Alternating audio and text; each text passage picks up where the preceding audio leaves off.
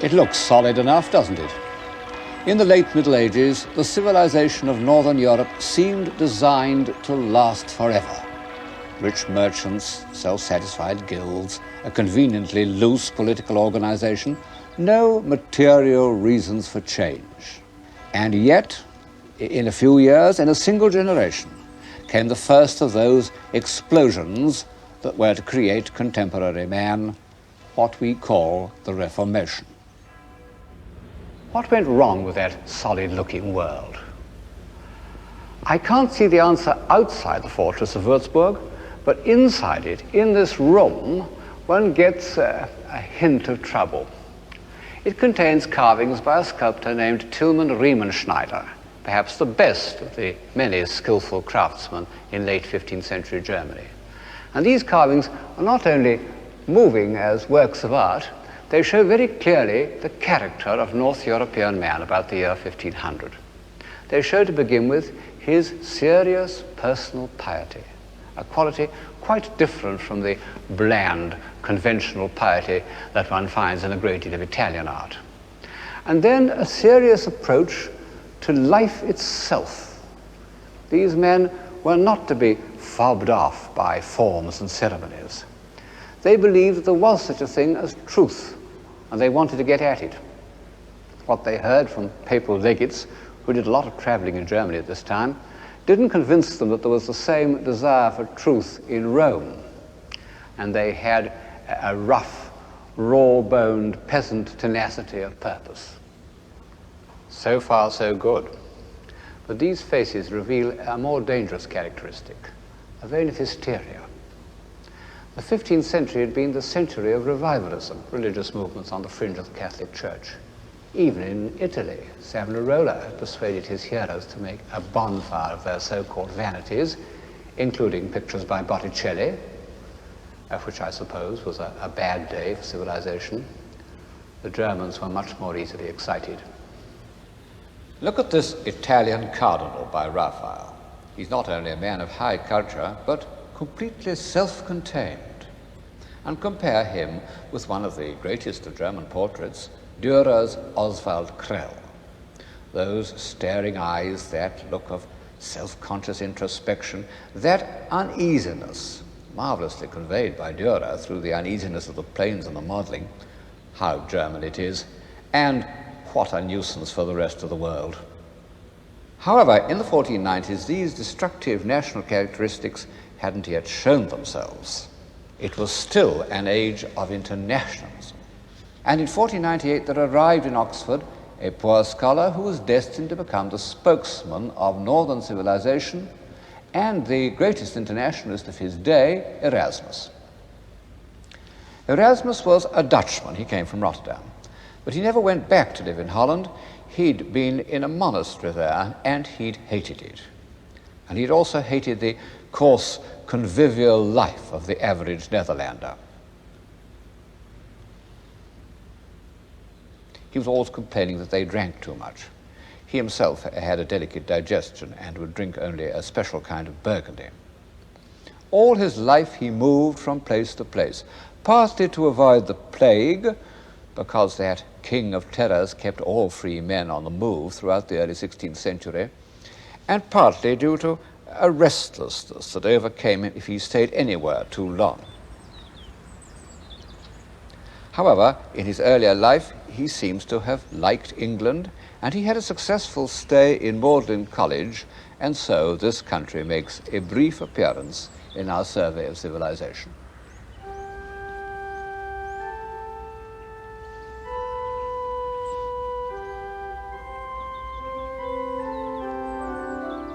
You know, considering the barbarous and disorderly state of England in the 15th century, Oxford and Cambridge are astonishing creations.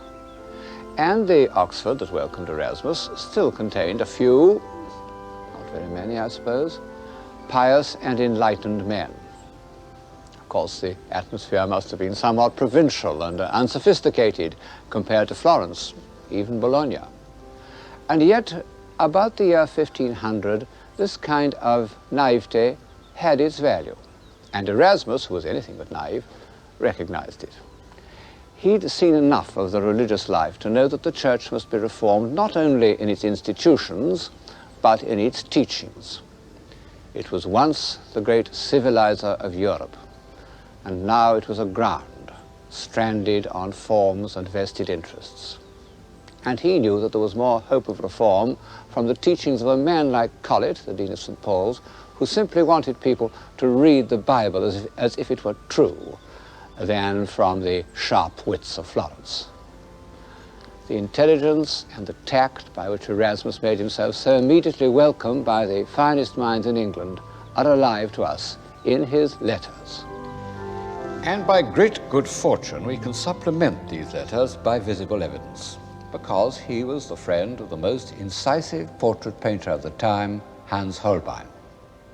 Holbein's portraits show Erasmus when he had become famous and elderly, but they have so complete a grasp of his character that we can imagine him at every age. Like all humanists, I might almost say like all civilized men, Erasmus set a high value on friendship, and he was anxious that Holbein should go to England to paint pictures of his friends. And finally, in 1526, Holbein went and was introduced into the circle of Sir Thomas More.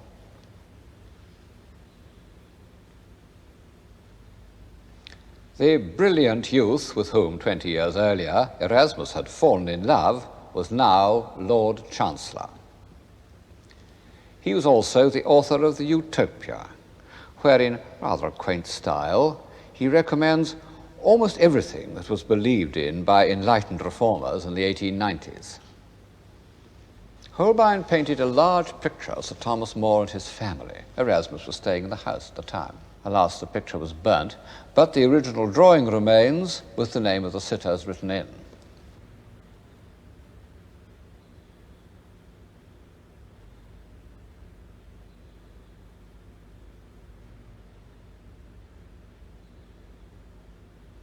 Erasmus used to say that More's family were like the Academy of Plato.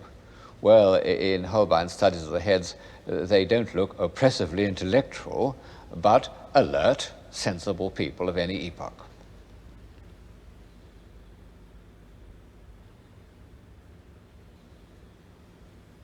Thomas More himself, of course, was a noble idealist, too good for the world of action, where he sometimes lost his way. It shows how quickly civilizations can appear and disappear, that the author of the Utopia should have flourished, should have become, in spite of himself, First Minister of the Crown, halfway between the death of Richard III and the judicial murders of Henry VIII, of which he, of course, was to be the most distinguished victim. Holbein depicted other members of Erasmus's circle in England, and I'm bound to say that some of them, like the archbishops, Wareham and Fisher, look as if they had no illusions about the transitory nature of civilization at the court of Henry VIII. They look defeated, and they were defeated. In 1506, Erasmus went to Italy. He was in Bologna at the exact time of Julius II's famous quarrel with Michelangelo. He was in Rome when Raphael began work on the papal apartments. But none of this seems to have made any impression on him. His chief interest was in printing, in the publication of his works by the famous Venetian printer and pioneer of popular editions, Aulus Manutius. Whereas in talking about Italy, one's concerned with the enlargement of man's spirit through the visual image, in the north, one's chiefly concerned with the extension of his mind through the word. And this was made possible by the invention of printing. In the 19th century, people used to think of the invention of printing as the linchpin in the history of civilization. Well, 5th century Greece and 12th century Chartres and 15th century Florence got on very well without it. And who shall say that they were less civilized than we are? Still, on balance, I suppose that printing has done more good than harm. One certainly feels that way in the beautiful humanized workshop of the Plantin Press in Antwerp. And one can't but look with awe on this simple seeming invention. It looks so easy to work. Well, it is easy to work. Just roll it in like that. take this arm, pull as hard as you can, very hard. Roll it back, open it up,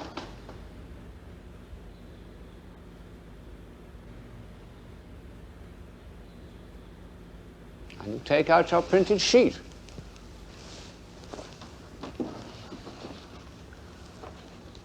How easy they are to operate. You would have thought that anyone could have thought of it, like the wheel. Yet it was so effective that it remained practically unchanged for about 400 years. And perhaps one's doubts about the civilizing effect of printing have been aroused by a later development of the craft. Of course, printing had been invented long before the time of Erasmus. Gutenberg's Bible was printed in 1456. But these early printed books were sumptuous and expensive, done in competition with manuscripts. Men only gradually realized that printed books should reach as many people as possible. And it took preachers and persuaders almost 30 years to recognize what a formidable new instrument had come into their hands, just as it took politicians 20 years to recognize the value of television.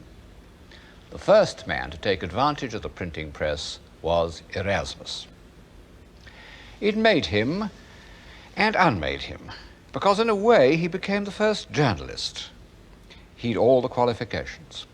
A clear, elegant style, in Latin of course, which meant that he could be read everywhere but not by everyone, opinions on every subject, even the gift of putting things so that they could be interpreted in different ways. Early in his journalistic career, he produced a masterpiece, The Praise of Folly. He wrote it staying with his friend Thomas More. He said it took him a week. I dare say it's true. He had an amazing fluency. And this time his whole being was engaged. You know, to an intelligent man, human beings and human institutions sometimes seem intolerably stupid. And there are times when one's pent-up feelings of impatience and annoyance can't be contained any longer. Erasmus's Praise of Folly was an outburst of this kind. It washed away everything. Popes, kings, monks, of course, scholars, war, theology, the whole works. This is a page from it with a marginal drawing by Holbein showing Erasmus at his desk. And over the drawing, Erasmus has written that if he was really as handsome as this, he wouldn't lack for a wife. In the ordinary way, satire is a negative activity. But there are times in the history of civilization when it has a positive value. Times when the flypaper of complacency holds down the free spirit. And this was the first time in history that a bright-minded intellectual exercise, something to make people stretch their minds and think for themselves and question everything, has been made available to thousands of readers all over Europe. It happened that during the same period in which Erasmus was spreading enlightenment through the word, another development of the art of printing was nourishing the imagination. The illustrated book engraved on a wooden block like this. Of course, the illiterate faithful had for centuries been instructed by wall paintings and stained glass. But the vast multiplication of images that was made possible by the printed woodcut put this form of communication on quite a different footing, at once more widespread and more intimate. And as usual, the invention coincided with the man, and the man was Albrecht Dürer.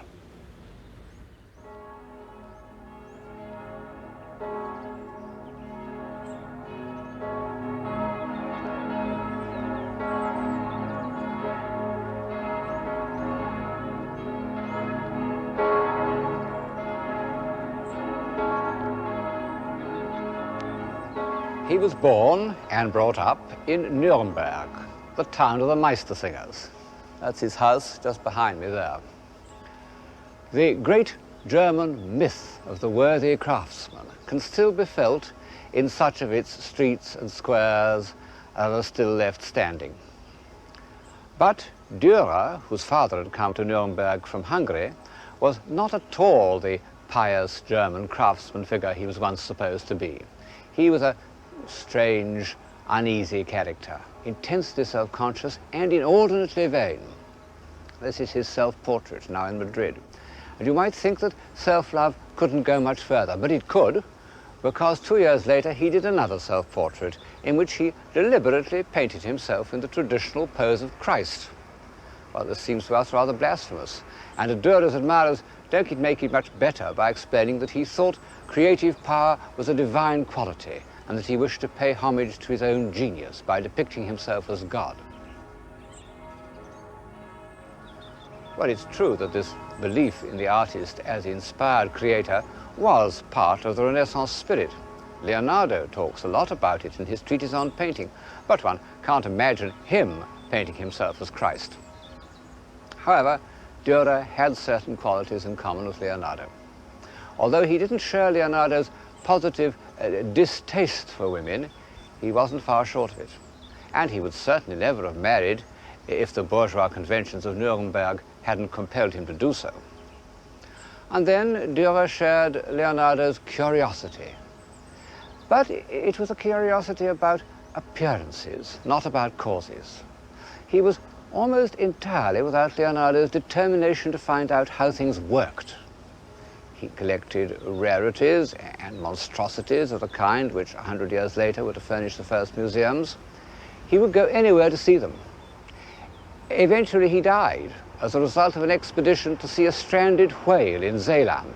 He never saw it. It had been washed away before he got there. However, he did see a walrus whose shiny snout delighted him. Dürer's curiosity about nature had less questionable results in the drawings he did of flowers and grasses and animals. No man has ever described natural objects more minutely. And yet, to my eye, something is missing: the inner life. This drawing of blades of grass, which is greatly admired, looks to me like the back of a case containing a stuffed animal.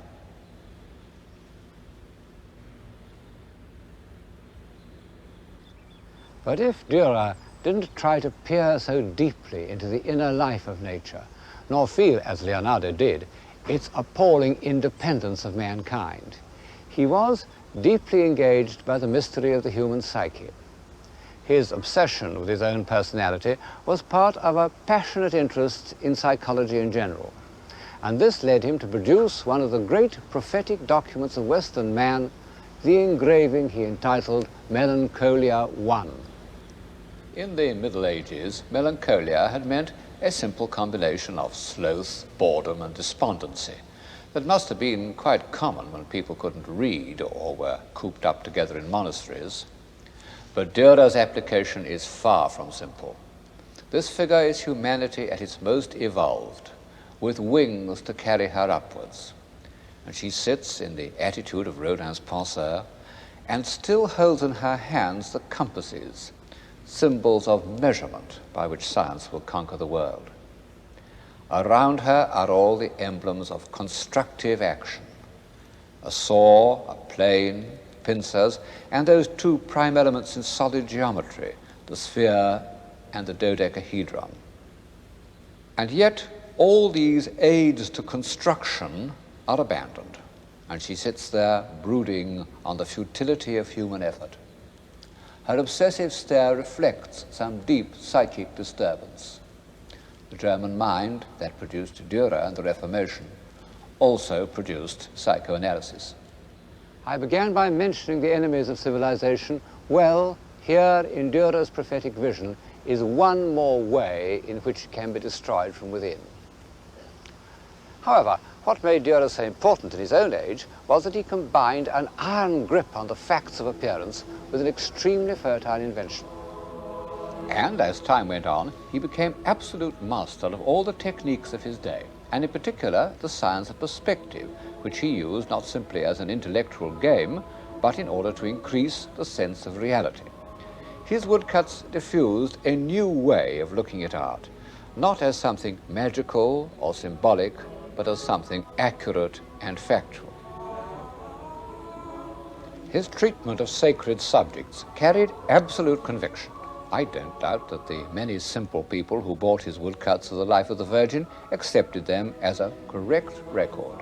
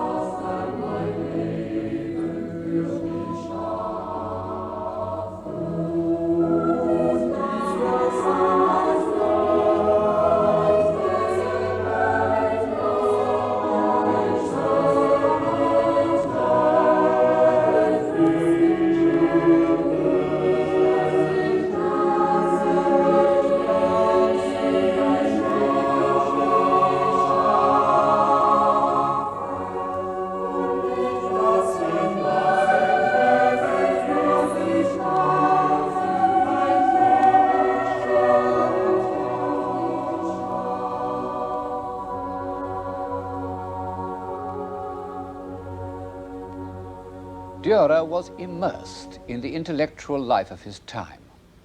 In the same year that Erasmus completed his translation of St. Jerome's letters, Dürer did this delicate engraving of his hero at work.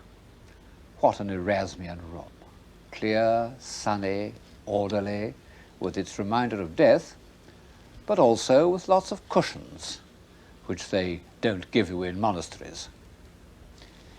And Dürer made an even more striking reference to Erasmus in the engraving of the Knight with Death and the Devil. One of Erasmus's most widely read books was called The Handbook of the Christian Knight. And it was almost certainly in the artist's mind when he did this engraving, because he writes in a diary that refers to the engraving, "O Erasmus of Rotterdam, when wilt thou take thy stand? Hark, thou Knight of Christ, ride forth at the side of Christ our Lord, protect the truth, obtain the martyr's crown." Well, that wasn't at all Erasmus's line. And this grimly determined knight with his heavy Gothic armour forging ahead oblivious of the rather grotesque terrors that accost him is as far removed as possible from the agile intelligence and the nervous side glances of the great scholar. For 15 years, Dürer's cry to Erasmus was echoed by his contemporaries all over Europe, and it still appears in old-fashioned history books. Why didn't Erasmus intervene? Well, he wanted above all to avoid a violent split down the middle of the civilized world. He didn't think a revolution would make people happier. In fact, revolutions seldom do. In one of his letters, written soon after Dürer had done his portrait, he says of the Protestants, "I have seen them return from hearing a sermon as if inspired by an evil spirit. The faces of all showed a curious wrath and ferocity." Although Erasmus seems to us so modern, he actually lived beyond his time. He was by nature a humanist of the early Renaissance. The heroic world of the 16th century was not his climate. To my mind, the extraordinary thing is what a huge following he had, and how close Erasmus, or at least the Erasmian point of view, came to success. It shows how many people, even in a time of crisis, yearn for tolerance and reason and simplicity of life. In fact, for civilization. But on the tide of fierce emotional and biological impulses, they are powerless. So, almost 20 years after the heroic spirit was made visible in the work of Michelangelo, it appears in Germany in the words and actions of Luther. whatever else he may have been, Luther was a hero. And after all the doubts and hesitations of the humanists and the hovering flight of Erasmus, it's with a real sense of emotional relief that we hear Luther say, "Here I stand."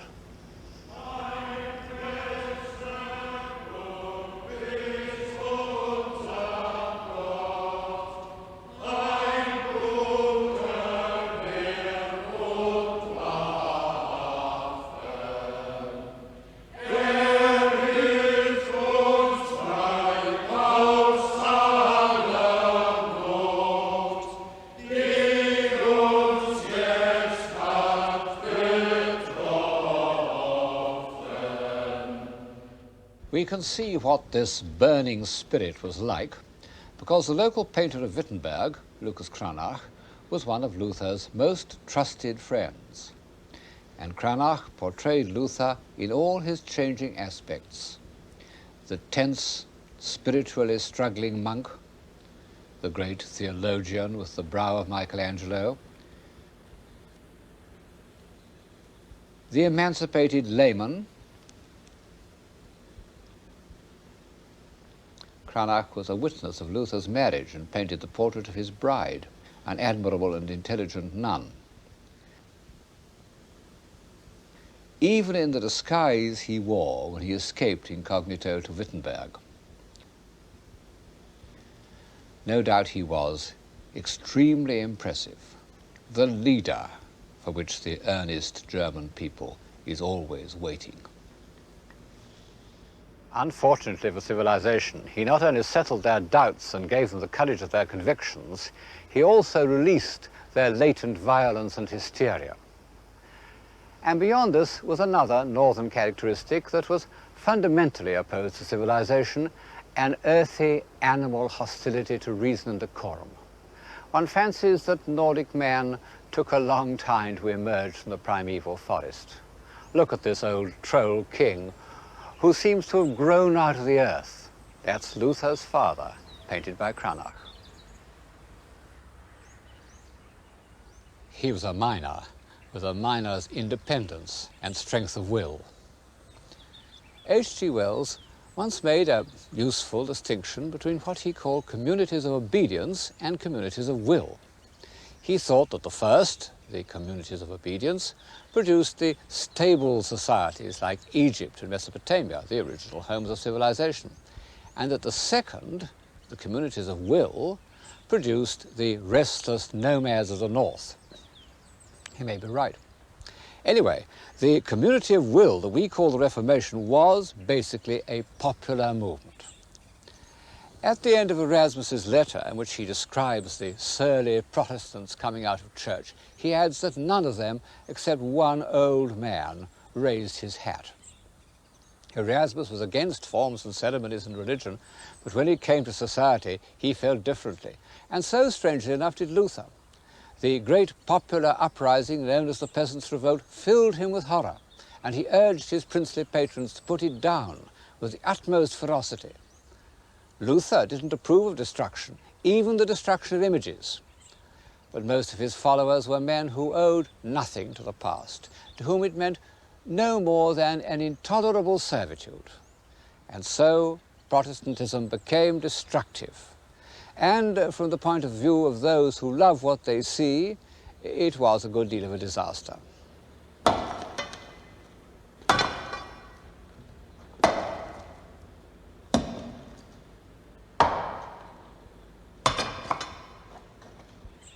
Well, we all know about the destruction of images, what we nowadays call works of art.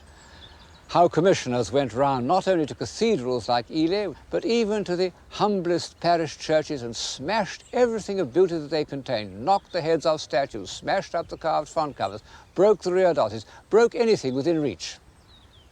It didn't pay them to stay too long on a single job. You can see the results here in the Lady Chapel at Ely. All the painted glass smashed, and unfortunately, the beautiful series of carvings of the life of the Virgin was within reach. And they've knocked off every head, made a marvelous job of it. There wasn't much religion about it. It was an instinct. an instinct to destroy anything comely, anything that reflected a state of mind that ignorant people couldn't share. The very existence of these incomprehensible values enraged them. The visible aspect of civilization took a hard knock from Protestantism, or if you prefer it, from H.G. Wells's Community of Will. And in some ways it never recovered. For example, one can't point to a single piece of specifically Protestant architecture or sculpture, which shows how much these expressions of civilization depended on the Catholic Church.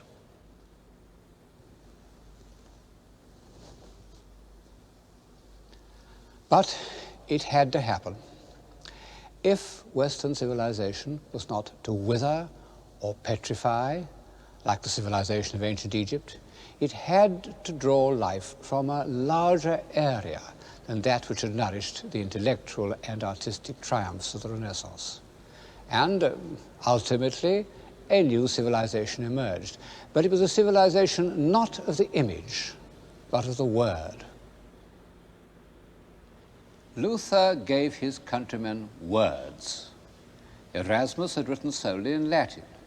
Luther translated the Bible into German, noble German too, as far as I can judge, and so gave people not only a chance to read Holy Writ for themselves, but the tools of thought. And the medium of printing was there to make it accessible. The translations of the Bible by Calvin into French, by Tyndale and Coverdale into English, were crucial in the development of the Western mind. And if I hesitate to say to the development of civilization, it's because they were also a stage in the growth of nationalism. And as I've said, and shall go on saying this series, nearly all the steps upward in civilization have been in periods of internationalism. Well, whatever the long-term effects of Protestantism, the immediate results were very bad. Not only bad for art, but bad for life. The North was full of bully boys. They appear frequently in 16th century German art, very pleased with themselves, apparently much admired. They rampaged about the country and took any excuse to beat people up. All the elements of destruction were let loose. 30 years earlier, Dürer had done a series of wood engravings illustrating the apocalypse. You can say that they express the Gothic side of his nature, or you can regard them as prophetic, because they show with terrifyingly effective precision the horrors that were to descend on Western Europe, both sides proclaiming themselves as the instruments of God's wrath. Fire rains down from heaven on kings, popes, monks, and poor families.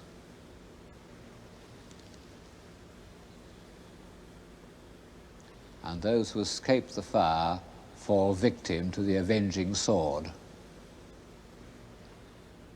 It's a terrible thought that so-called wars of religion, religion of course being used as a pretext for political ambitions, but still providing a sort of emotional dynamo, that wars of religion went on for 120 years and were accompanied by such revolting episodes as the massacre of St. Bartholomew.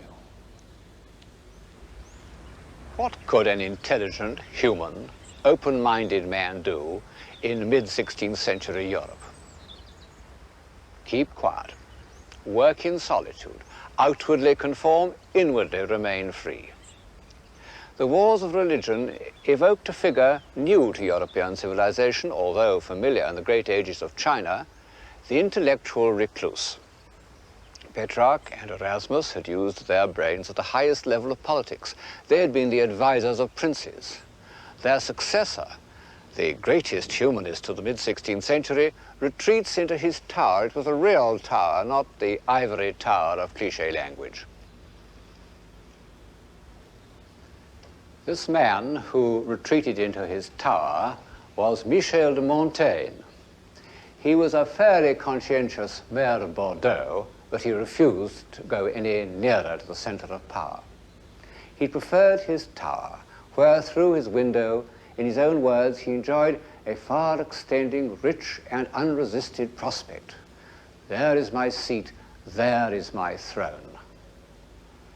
He was born in southern France in 1533. His mother was a Jewish Protestant, his father a Catholic. He had no illusions about the effect of the religious convictions released by the Reformation. He said, in trying to make themselves angels, men transform themselves into beasts. But Montaigne was not only detached from the two religious factions, he was slightly skeptical about the Christian religion altogether.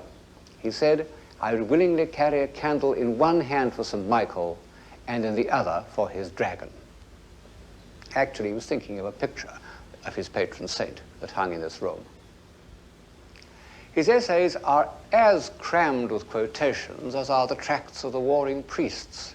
But instead of being texts from the Bible, they are quotations from the authors of Greece and Rome, whose works he seems to have known almost by heart. He had his favorite quotations written on the beams of his study. And the one above my head says, Homo sum humani a me nihil alienum puto. I am a man, and think that nothing human is foreign to me. He used these texts, as the Reformers had used the Bible, to find out the truth. But it was a concept of truth very different from that which serious men had sought in Collett's sermons or Erasmus's New Testament. It involved always looking at the other side of every question, however shocking, by conventional standards, that other side might be. Burning a candle both to St. Michael and his dragon. It was a truth that depended on the testimony of the only person he could examine without shame or scruple, himself. In the past, self-examination had been painful and penitential. To Montaigne, it was a pleasure. But as he says, no pleasure hath savour unless I can communicate it, and in order to do so, he invented the essay, which was to remain the accepted form of humanist communication for 3 centuries. These self-searchings really marked the end of the heroic spirit. As Montaigne says, sit we upon the highest throne in the world, yet sit we only upon our own tails. The strange thing is that people on high thrones didn't resent Montaigne. On the contrary, they sought his company. Had he lived, his friend Henry IV might have forced him to become Chancellor of France. But he preferred to remain here, in his tower.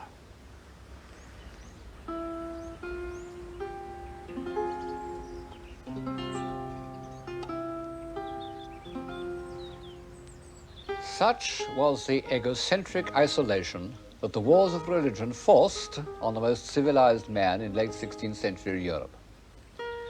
But there was one country in which, after 1570, men could live without fear of civil war or sudden revenge, unless they happened to be Jesuit priests: England.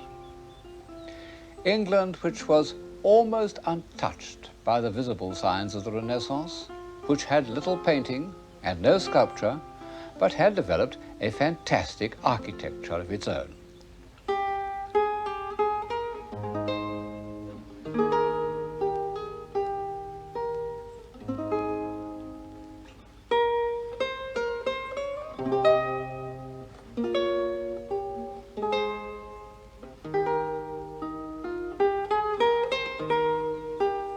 I suppose it's debatable how far Elizabethan England can be called civilized. Certainly, it doesn't provide a reproducible pattern of civilization, as does, for example, 18th century France. It was brutal, unscrupulous, and disorderly. But if, as I've suggested, the first requisites of civilization are intellectual energy, freedom of mind, a sense of beauty, and a craving for immortality, then the age of Spencer and Marlowe, of Dowland and Bird, was a kind of civilization. This is the background of Shakespeare. Well, of course, we can't compress Shakespeare into the scale of the program, but I can't altogether omit him because one of the first ways in which I would justify civilization is that it can produce a genius on this scale. in his freedom of mind, in his power of self-identification, in his complete absence of any dogma, Shakespeare sums up and illuminates the piece of history that I've just described. His mature plays are, amongst other things, the poetical fulfillment of Montaigne's intellectual honesty. In fact, we know that the first edition, English edition of Montaigne made a deep impression on Shakespeare. But Shakespeare's skepticism was more complete and more uncomfortable. Instead of Montaigne's detachment, there's a spirit of passionate engagement. And instead of the essay, there's the urgent communication of the stage. What? Not mad? A man may see how this world goes without eyes. Look with thine ears. Thou rascal beadle, hold thy bloody hand. Why dost thou lash that whore? Strip thine own back. Thou hotly lusts to use her in that kind for which thou whipp'st her. The usurer hangs the cozener. Through tattered clothes, small vices do appear. Robes and furred gowns hide all. Plate sin with gold, and the strong lance of justice hurtless breaks. Arm it in rags, a pygmy's straw does pierce it. None does offend. None, I say. None. Pure Montaigne, with a difference. You know, this must be the first time, and there will be the last time, that a supremely great poet has been without religion. Tomorrow, and tomorrow, and tomorrow creeps in this petty pace from day to day to the last syllable of recorded time. And all our yesterdays have lighted fools the way to dusty death. Out, out, brief candle, life's but a walking shadow, a poor player that struts and frets his hour upon the stage and then is heard no more. 'Tis a tale told by an idiot, full of sound and fury, signifying nothing. How unthinkable before the breakup of Christendom, the tragic split that followed the Reformation. And yet, I feel that the human mind has gained a new strength by outstaring this emptiness.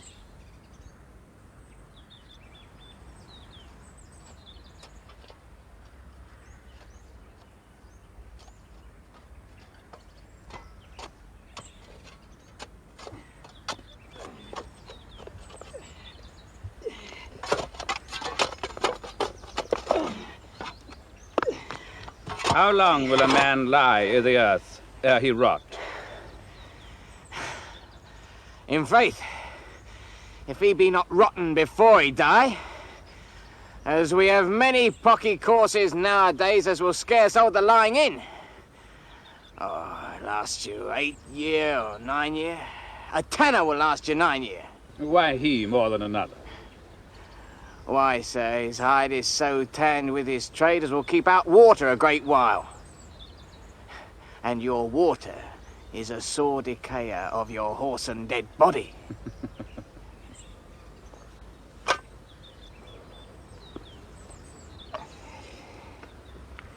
Here is a skull that hath lain you in the earth 23 year. Whose was it? A whoresome mad fellow it was. Whose do you think it was? Nay, I know not. Pestilence on him for a mad rogue. Poured a flagon of Rhenish on my head once. This same skull, sir. Yorick's skull. The king's jester. This mean that?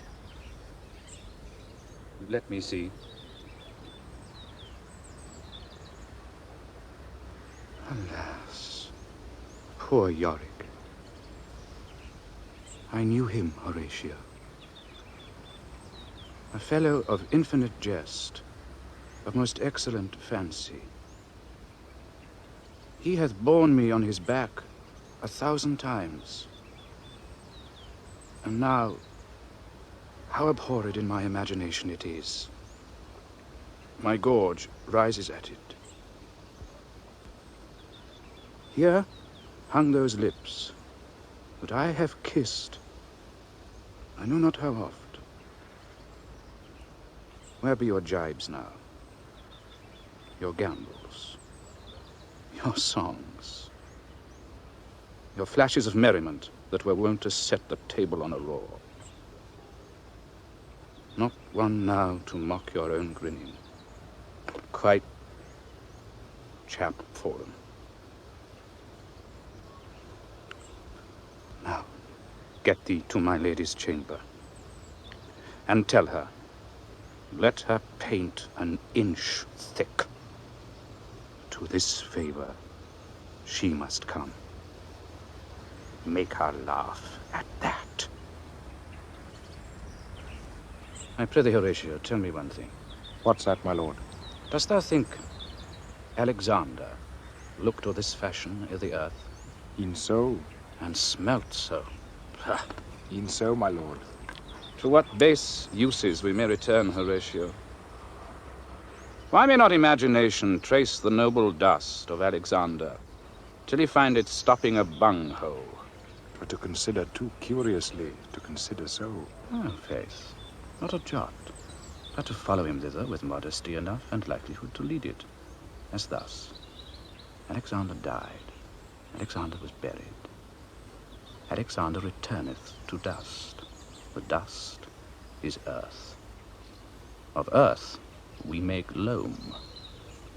And why of that loam whereto he was converted might they not stop a beer barrel? Imperious Caesar, dead and turned to clay, might stop a hole to keep the wind away. Oh, that that earth which held the world in awe might patch a wall to expel the winter's flaw.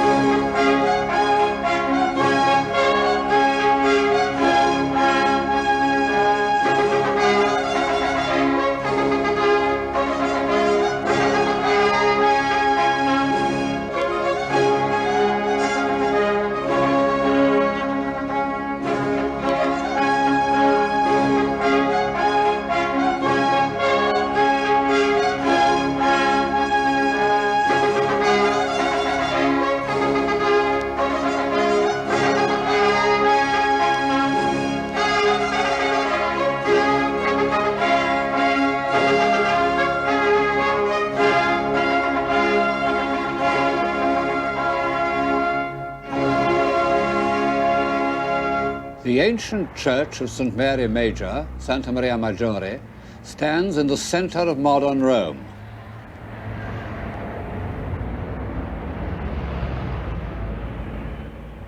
The hellish Roman traffic swirls all round it.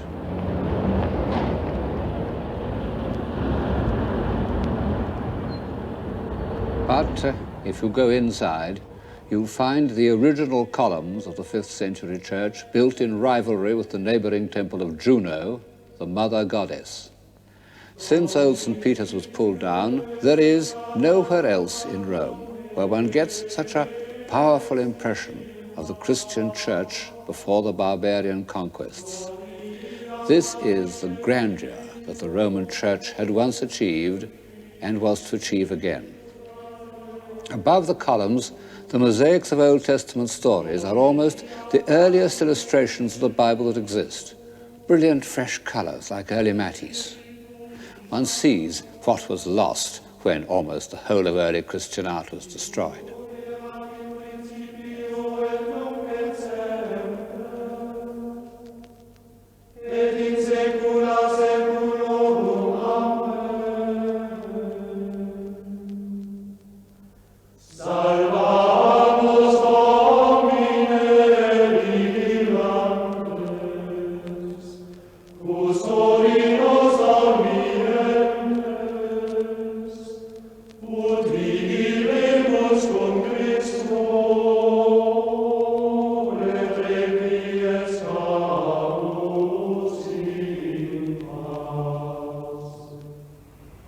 From the roof of Santa Maria Maggiore, I can see long, straight streets stretching for miles up and down, and each ending in front of a famous church.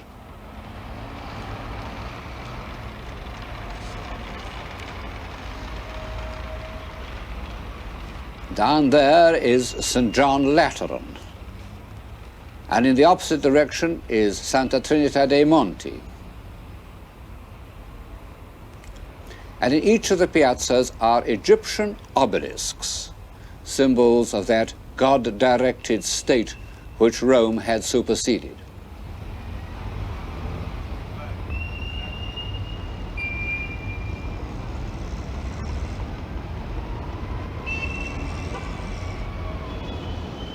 Papal Rome, the Rome of Sixtus V. It's the most grandiose piece of town planning ever attempted, and it anticipated by 50 years all the great town plans of France and Germany. And the amazing thing is that it was done only a generation after Rome had been, as it seemed, completely humiliated, almost wiped off the map. The city had been sacked and burnt, the people of Northern Europe were heretics, the Turks were threatening Vienna. It could have seemed to a far-sighted intellectual that the papacy's only course was to face the facts, accept its dependence on the gold of America, doled out through Spain. Well, as you can see, this didn't happen. Rome and the Church of Rome regained many of the territories it had lost and became once more a great spiritual force. But was it a civilizing force? In England, we tend to answer no. We've been conditioned by generations of liberal Protestant historians who tell us that no society based on obedience, repression and superstition can be really civilized. But no one with an ounce of historical feeling or philosophic detachment can be blind to the great ideals, to the passionate belief in sanctity, to the outpouring of human genius in the service of God, which is made triumphantly visible to us every step we take in Baroque Rome.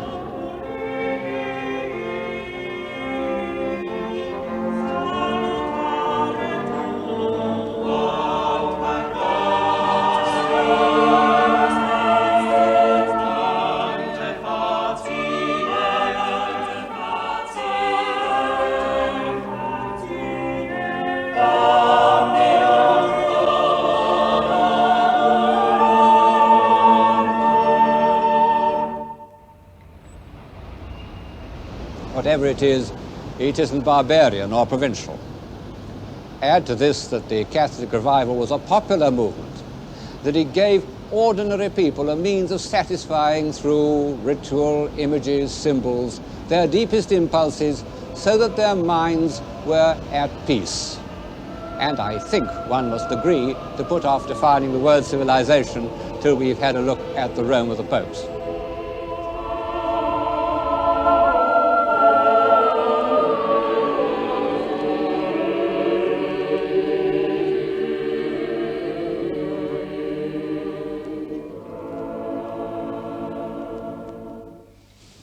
The first thing that strikes one is that those who say that the Renaissance had exhausted the Italian genius are wrong. After 1527, there was a moment of discouragement, a failure of confidence, and no wonder. Historians say that the sack of Rome was more a symbol than an historically significant event. Well, symbols sometimes feed the imagination more than facts. Anyway, the sack was real enough to anyone who had witnessed it. Michelangelo's Last Judgment, which was commissioned by Clement VII as a kind of atonement for the sack, fills the whole end wall of the Sistine Chapel behind me. It's a disturbing, a crushing work. Most of the figures are embodiments of fear or despair.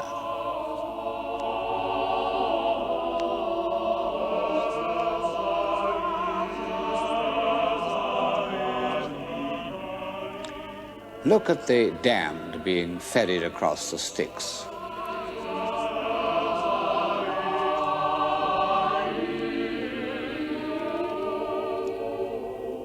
If you compare them with the creation of Adam on the ceiling, you can see that something very drastic has happened to the foremost imagination of Christendom.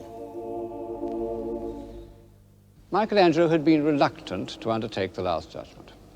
Under Clement's successor, Paul III Farnese, he was persuaded to continue it, although with rather a different purpose. It ceased to be an act of atonement or an attempt to externalize a bad dream, and became the first and greatest assertion of the Church's power and of the fate that would befall heretics and schismatics.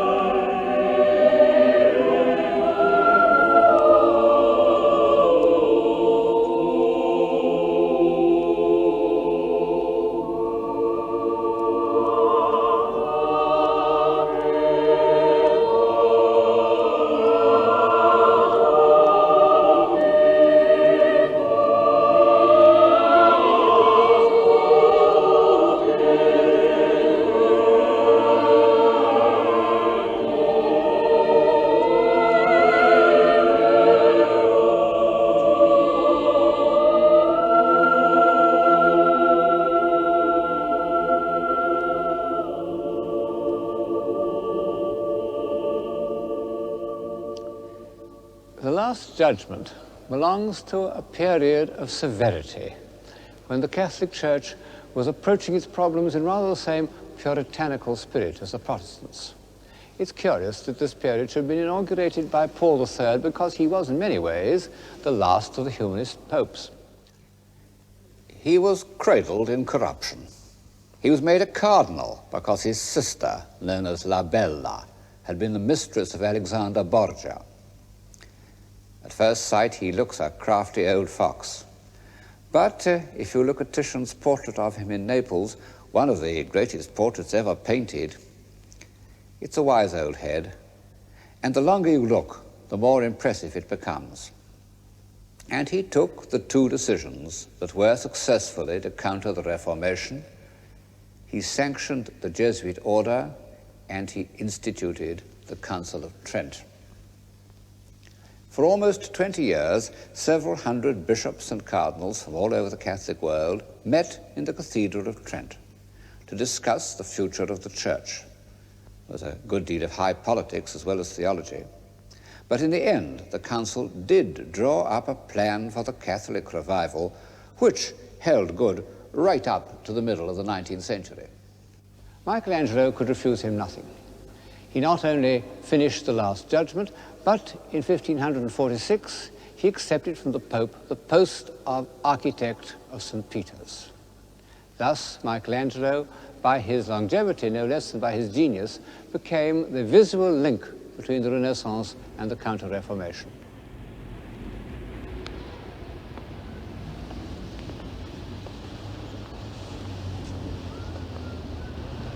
One of the reasons why medieval and Renaissance architecture is so much better than our own is that the architects were artists, individual artists of genius. The master masons of the Gothic cathedrals started as carvers working on the portals. In the Renaissance, Brunellesco was originally a sculptor, Bramante a painter. And of the great architects whom we shall see later on in the program, Pietro da Cortona was a painter and Bernini was a sculptor. And this has given to their work a power of plastic invention, a sense of proportion and articulation based on the study of the human figure, which knowledge of the tensile strength of steel and other prerequisites of modern building doesn't always produce. Well, of all non-professional architects, Michelangelo was the most adventurous, the least constrained either by classicism or functional requirements. Not that he was unpractical. He did drawings for the fortification of Florence, which from standards of military necessities are most ingenious and are also like the most superb works of abstract art. For that matter, all his ground plans are thrilling abstract designs. But he felt himself free to play with the elements of architecture in such a way as to express his feelings. And, as so often happens with a great artist, they were prophetic feelings. You can see what I mean in the building that stands behind me, the Palazzo dei Conservatori, here on the capital of Rome. Grandeur and obedience. Well, it's grand, all right. And if man is to take any pride in his history, the Roman capital should be grand. But the extraordinary thing is how Michelangelo has expressed in his architecture the principle of subordination. In an early Renaissance building, the parts maintain their identity with a harmonious independence. In the Michelangelo facade, everything is subordinate to powerful rhythms that run right through the building. He gave his immense authority to the device of a single pilaster running up through 2 stories. You know, in Renaissance architecture, and in Roman buildings for that matter, you had 1 column per story, one on top of the other. In this building, the small columns are pressed into the foot of the giant pilaster. They don't assert themselves, they simply add to its power. And these commanding verticals are met by even more assertive horizontals. And the inevitable collision of these 2 directions gives the building an extraordinary feeling of energy. It seems as dramatically tense as a human situation. Perhaps only Michelangelo had the energy of spirit to pull together the vast inchoate mass of St. Peter's. 4 admirable architects had worked on it before him. The central piers were already built, part of the surrounding walls, but he was able to give it the unifying stamp of his own character.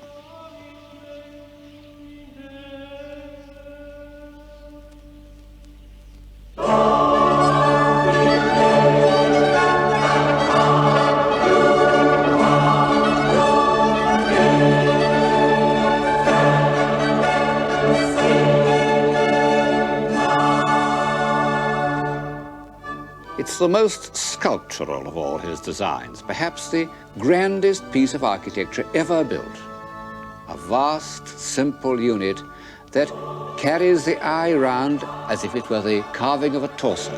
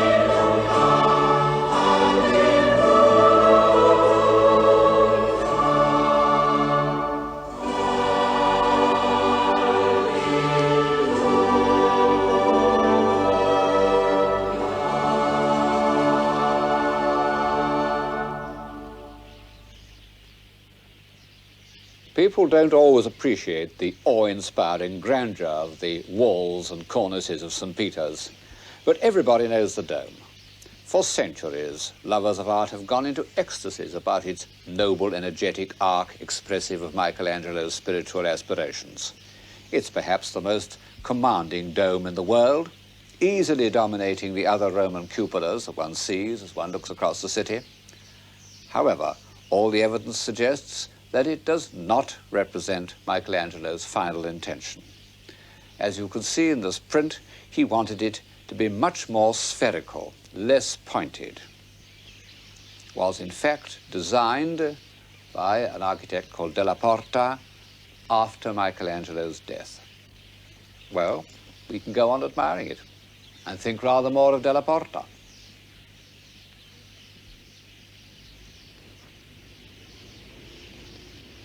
The last stone of the Dome of St. Peter's was put in place in 1590, a few months before the death of Sixtus V. The long period of austerity and consolidation was almost over. The Catholic Church was victorious.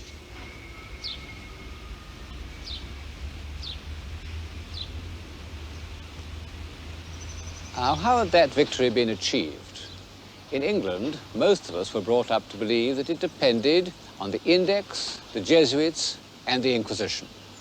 Well, I don't believe that a great outburst of creative energy, such as took place in Rome between 1620 and 1640, can be the result of negative factors. But I do admit that the civilization of those years did depend on certain assumptions that are out of favor in England and America today. The first of these, of course, was the belief in authority, the absolute authority of the Roman Church. And this belief extended to sections of society which we now assume to be naturally rebellious, like artists. It comes as something of a shock to find that, with a single exception, the great artists at the time were all sincere, conforming Christians. Guercino spent much of his mornings in prayer.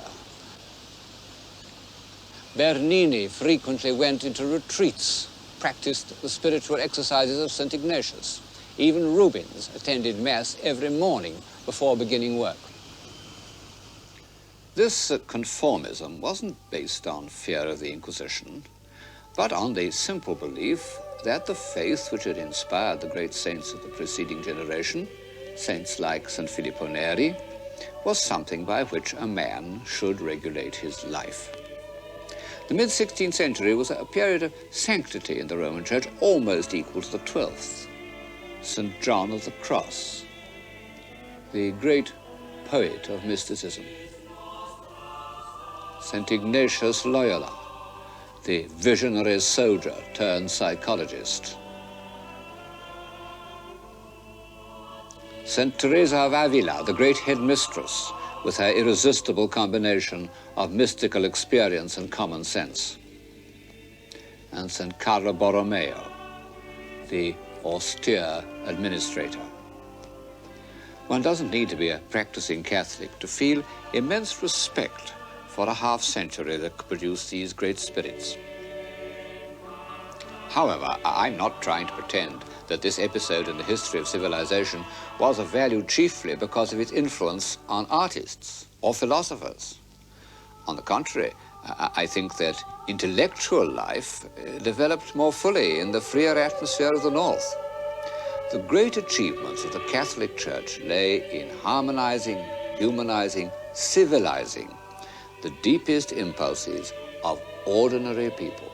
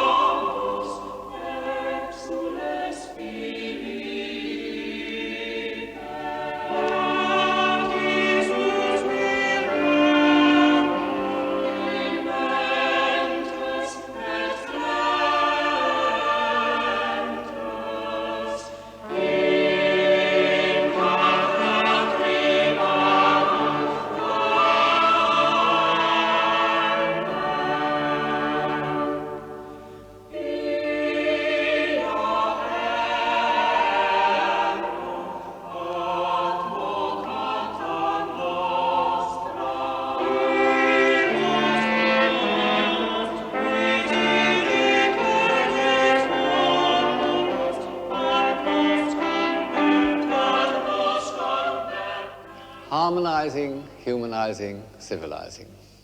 Take the cult of the Virgin. In the early 12th century, the Virgin had been the supreme protectress of civilization. She'd taught a race of tough and ruthless barbarians the virtues of tenderness and compassion. The great cathedrals of the Middle Ages were her dwelling places upon earth. And then in the Renaissance, while remaining the Queen of Heaven, she became also the human mother, in whom everyone could recognize those qualities of warmth and love and approachability. Now, imagine the feelings of a simple-hearted man or woman, a Spanish peasant, an Italian artisan, on hearing that the northern heretics were insulting the Virgin, desecrating her sanctuaries, pulling down or decapitating her images. He must have felt something deeper than indignation. He must have felt that some part of his whole emotional life was threatened. And he would have been right. The stabilizing, comprehensive religions of the world, the religions which penetrate to every part of a man's being, in Egypt, India, China, gave the female principle of creation almost as much importance as the male, and wouldn't have taken seriously a philosophy that failed to include them both. Of course, I'm bound to say that these were all what H.G. Wells called communities of obedience. The aggressive nomadic societies, what he called communities of will, Israel, Islam, the Protestant North, conceived their gods as male. Now, it's a curious fact that the male religions have produced very little religious imagery. In most cases, have positively forbidden it. The great religious art of the world in every country is deeply involved with the female principle. Of course, the ordinary Catholic who prayed to the Virgin wasn't conscious of any of this, nor was he or she interested in the really baffling theological problems presented by the doctrine of the Immaculate Conception. He knew simply that heretics wanted to deprive him of that sweet, compassionate, approachable being who would intercede for him as his mother might have interceded with a hard master. Take another human impulse that can be harmonized but shouldn't be suppressed, the impulse to confess. The historian can't help observing how the need for confession has returned, even or especially in the land of the Pilgrim Fathers. The difference is that instead of confession being followed by a simple, comforting rubric which has behind it the weight of divine authority, the modern confessor must grope his way into the labyrinth of the psyche with all its false turnings and dissolving perspectives. A noble aim, but a terrifying responsibility. No wonder that psychoanalysts have the highest suicide rate of any vocation. And perhaps, after all, the old procedure had something to recommend it because, as a rule, it's the act of confession that matters, not the attempted cure. The leaders of the Catholic Restoration had made the inspired decision not to go halfway to meet Protestantism in any of its objections, but rather to glory in those very doctrines that the Protestants had most forcibly, sometimes it must be admitted most logically, repudiated. Luther had repudiated the authority of the Pope very well. No pains must be spared to make a gigantic assertion that St. Peter, the first Bishop of Rome, had been divinely appointed as Christ's vicar on earth. Ever since Erasmus, intelligent men in the North had spoken scornfully of relics. Very well. Their importance must be magnified so that the 4 piers of St. Peter's itself are gigantic reliquaries. This one contained parts of the lance that pierced our Lord's side. And in front of it stands Longinus, looking up with a gesture of dazzled enlightenment. The veneration of relics was connected with the cult of the saints, and this had been equally condemned by the reformers. Very well, the saints should be made more insistently real to the imagination, and in particular, their sufferings and their ecstasies should be vividly recorded. In all these ways, the Church gave imaginative expression to deep-seated human impulses. And it had another great strength, which one may say was part of Mediterranean civilization, or at any rate a legacy from the pagan Renaissance. It was not afraid of the human body. Titian's Assumption of the Virgin, a Baroque picture almost 100 years before its time, was painted in the same period as his great celebrations of paganism. Early in the 16th century, Titian had given his immense authority to this union of dogma and sensuality. And when the first Puritan influence of the Council of Trent was over, Titian's work was there to inspire both Rubens, who made superb copies of it, and I think Bernini. Protestantism, in its overzealous condemnation of sins of the flesh, had also cut itself off from the kind of comforting physical presence that one finds in Bernini's Charity.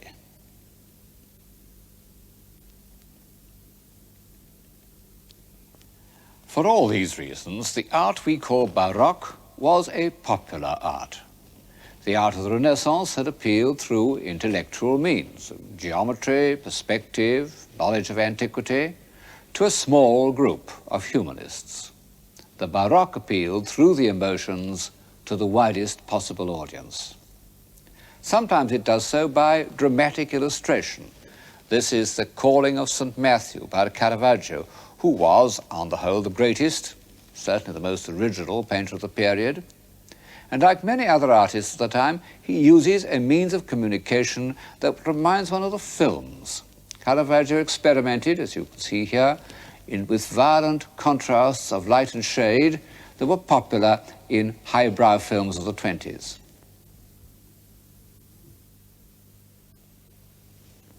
And later Baroque artists, like Bernini, delighted in the emotive close-up, the tears and open lips and restless movement, all those devices that were to be rediscovered in the movies.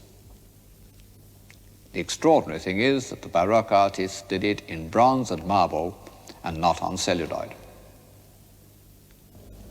Of course, in a way, it's a frivolous comparison because however much one admires the films, one must admit that they are often vulgar, always ephemeral, whereas the work of Bernini is ideal and eternal. He was a very great artist, and although his work may seem to lack the awe-inspiring seriousness and concentration of Michelangelo, it was, in its century, even more pervasive and influential. He not only gave Baroque Rome its character, but he was the chief source of an international style that spread all over Europe, as Gothic had done, and as the Renaissance style never did. He was dazzlingly precocious.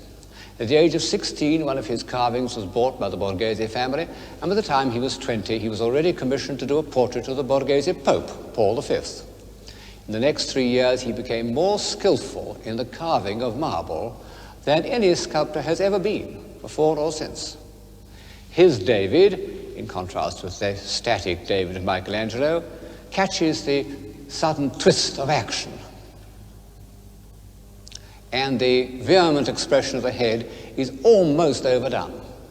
Actually, it's a self-portrait of the young Bernini who made a face into a mirror said to have been held for him by his patron, the Cardinal Scipione Borghese. The Apollo and Daphne is an even more extraordinary example of how marble can be made into something fluid and fleeting, because it represents the moment when Daphne, crying for help to her father, is changed into a laurel tree. Her fingers are becoming leaves already. It's just beginning to dawn on Apollo that he's lost her. And if he could look down, he would see that her beautiful legs are already turning into a tree trunk.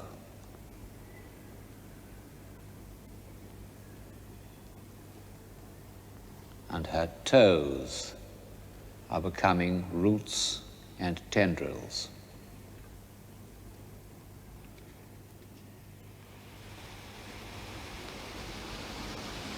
All these brilliant works were done for the Borghese family. It was very bright of them to commission so young a man, But by the 1620s, the rich Roman families, who were in fact the families of successive popes, had begun to compete as patrons and collectors, often in a somewhat piratical manner. One's reminded of the competition between the monster American collectors of 60 years ago, Mr. Frick, Mr. Morgan, with the difference that the Roman patrons competed for the works of living artists, not simply for certified old masters. The leading Roman families put painters under contract like television stars, and the painters really got paid, which they never did in the Renaissance. As often happens, I believe, a sudden relaxation and affluence after a period of austerity produced an outburst of creative energy.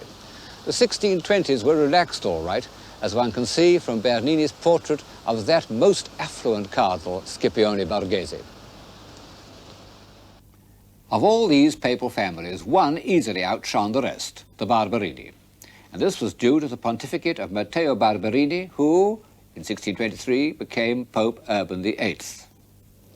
He survived as Pope for 20 years. But, as he himself foresaw, he survives in history very largely because he was the patron of Bernini. At the time of Urban's accession, Bernini was only 25, and the very next year he was made architect of St. Peter's, a project that was to occupy him for more than 40 years. And at the end of that time, he had made visible the victory of the Catholic Church. The pilgrim approaching St. Peter's before Bernini would have found himself in a venerable and picturesque quarter of the city, with a few large buildings, isolated from one another by trees and meadows. Individually grand, but not making the impact of a complete architectural idea. Now imagine his experiences after Bernini had done his work. He would cross the Ponte Sant'Angelo with its marble angels from Bernini's workshop, and from the other side make his way to Bernini's piazza.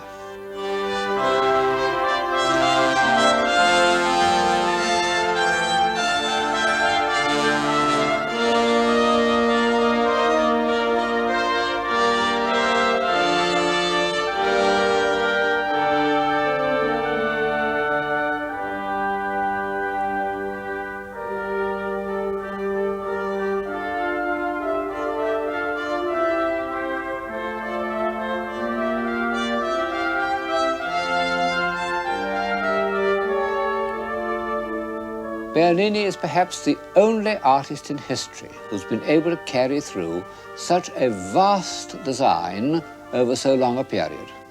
And the result is a unity of impression that exists nowhere else on so grand a scale.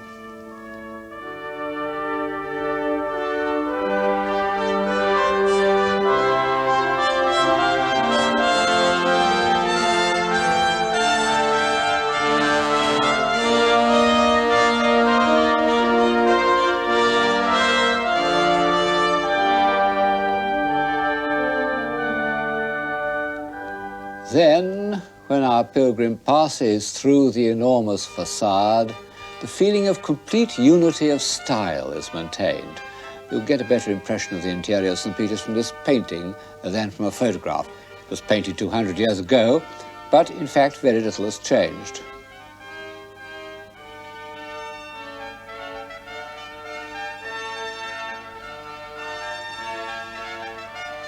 Not only is the decoration, basically, all conceived by Bernini in a uniform style, but the eye passes without a break through the baldacchino and up to that astonishing construction, the throne of St. Peter. But perhaps what would have impressed our pilgrim most of all would have been the bronze baldacchino. Bernini started work on it in the year that he became the architect of St. Peter's. And it's incredible. Yes, if one knows anything about bronze casting, it really is incredible. It involved every sort of engineering difficulty. And then there's the amazing richness and audacity of Bernini's invention and the perfection of craftsmanship, which extends to every detail.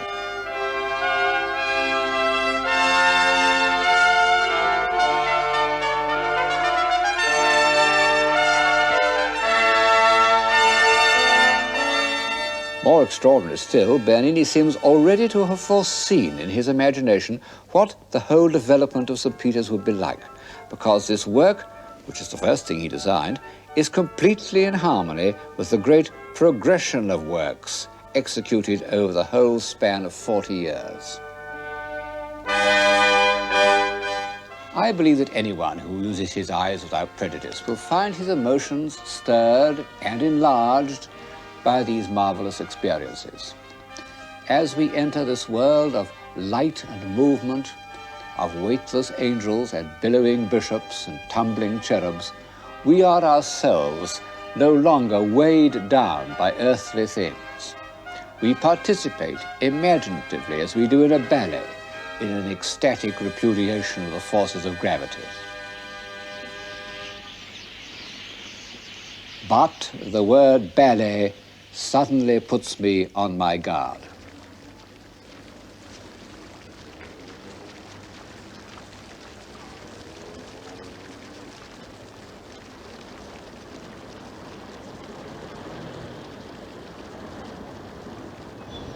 It was no accident that Bernini was the greatest scene designer of his age. John Evelyn, the diarist, records how in 1644 he went to the opera in Rome, where Bernini painted the scenes, cut the statues, invented the engines, composed the music, wrote the comedy, and built the theatre. And we're told that at Bernini's productions, people in the front row ran out of the theatre, fearing that they would be drenched by water or burnt by fire. So powerful was the illusion that he created. Of course, these stage sets have all vanished, but we have some evidence of what they were like in the fountain that Bernini designed for the Piazza Navone, here behind me. It's an astonishing performance. A sizable Egyptian obelisk is lifted up on a hollow rock as if it weighed no more than a ballerina. And round the rock are 4 gigantic figures, symbolizing the 4 great rivers of the world. First of all, the Danube, with its symbolic animal, the horse, emerging from a grotto, said to be the only part of the monument carved by Bernini himself. Incidentally, it's the portrait of a real horse called Monte d'Oro. And then the Nile, with a rather ridiculous lion. And then the Ganges, shrouded from the sun. And finally, the River Plate, symbolized by heaven knows what sort of fabulous crocodile.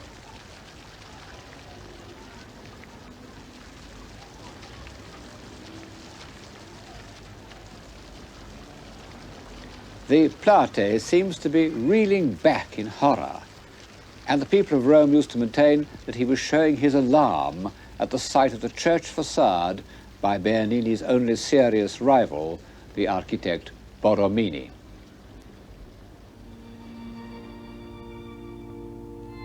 Of this theatrical element in Bernini, a sublime example is the Cornaro Chapel in Santa Maria della Vittoria. To begin with, Bernini has represented the members of the Cornaro family on either side of the chapel, looking as if they were in boxes, waiting for the curtain to go up. And then when we come to the drama itself, it's presented exactly as if it were on a small stage, with a spotlight falling on the protagonists. But at this point, the theatrical parallel must be dropped, because what we see, the Ecstasy of Santa Teresa, is one of the most deeply moving works in European art. Bernini's gift of sympathetic imagination, of entering into the emotions of others, a gift no doubt enhanced by his practice of St. Ignatius's spiritual exercises, is used to convey the rarest and most precious of all emotional states, that of religious ecstasy. He's illustrated exactly the passage in the saint's autobiography in which he describes the supreme moment of her life, how an angel with a flaming golden arrow pierced her heart repeatedly. The pain was so great that I screamed aloud, but simultaneously felt such infinite sweetness that I wished the pain to last eternally.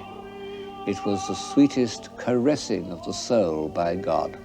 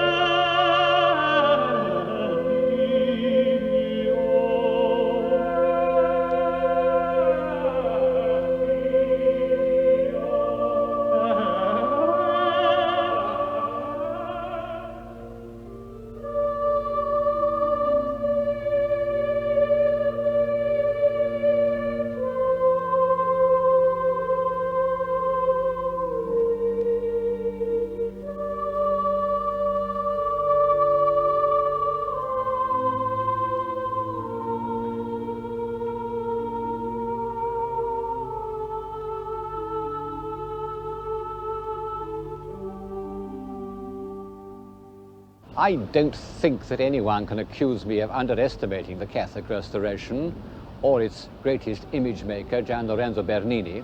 So may I end by saying that this episode in the history of civilization arouses in me certain misgivings, and they may be summed up in the words illusion and exploitation. Of course, all art is to some extent an illusion. It transforms experience in order to satisfy some need of the imagination. But there are degrees of illusion, depending on how far from direct experience the artist is prepared to go. Bernini went very far. Just how far one realizes when one remembers the historical Santa Teresa.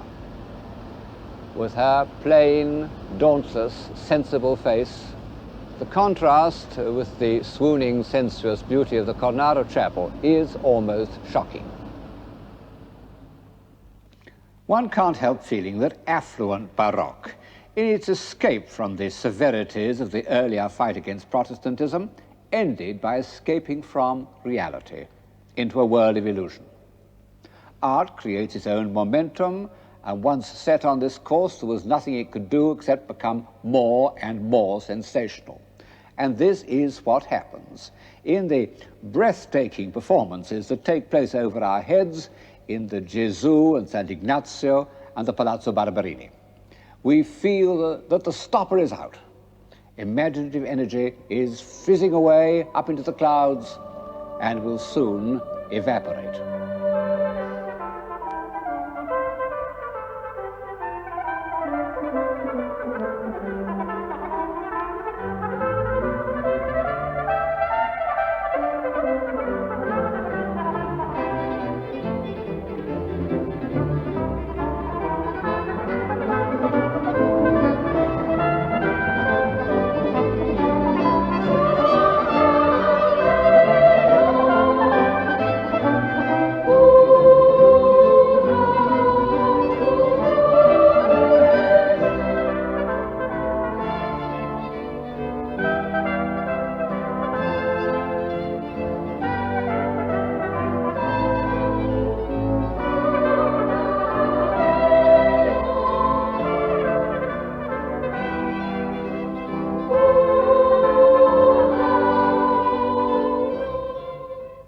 As for my other misgivings, of course there was exploitation before the 16th century, but never on so vast a scale.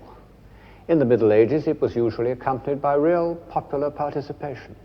Even in the Renaissance, palaces were, to some extent, seats of government and objects of local pride.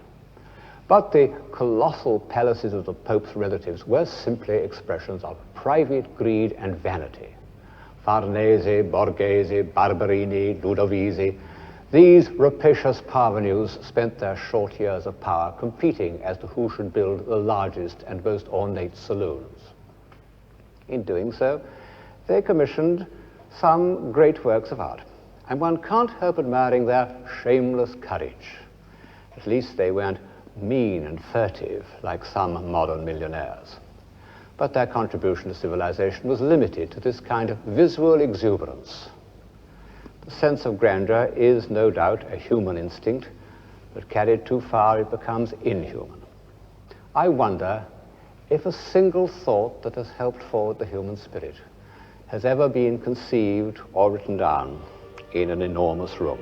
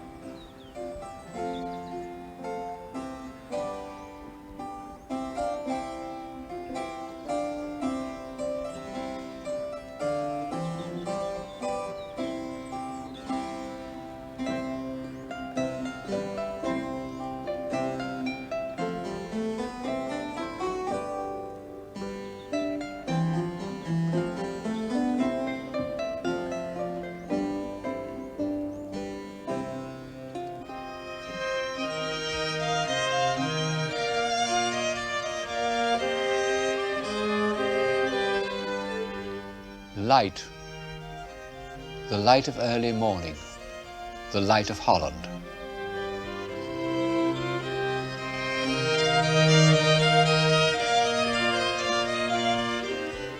It spreads over the flat fields, it's reflected in the canals, and it picks out distant towers and spires. This was the inspiration of the first great school of landscape, one might almost say skyscape painting.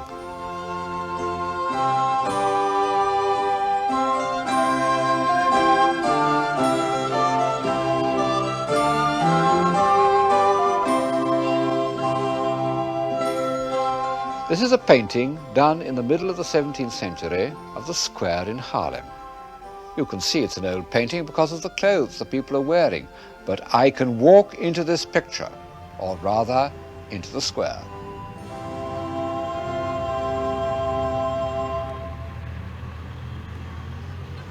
Looks very much the same, doesn't it?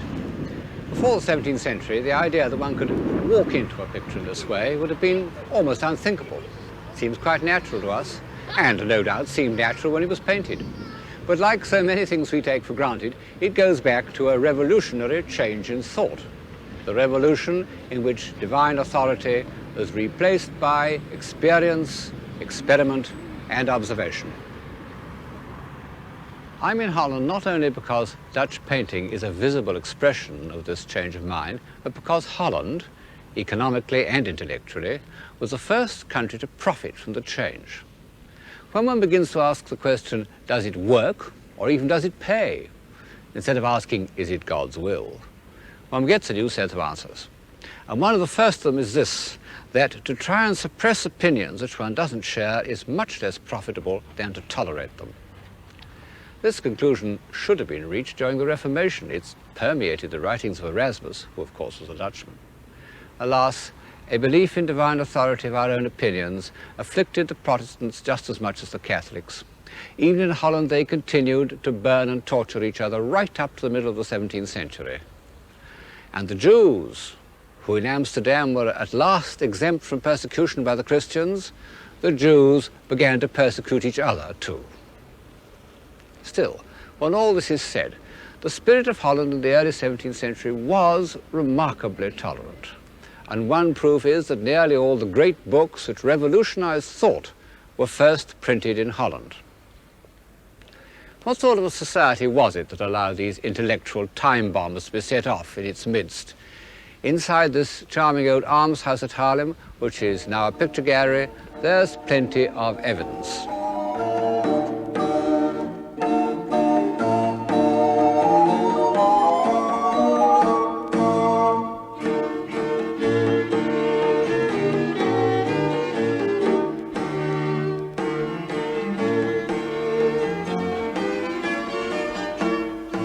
We know more about what the 17th century Dutch looked like than we do about any other society, except perhaps the first century Romans. Each individual wanted posterity to see exactly what he was like, even if he was a member of a corporate group.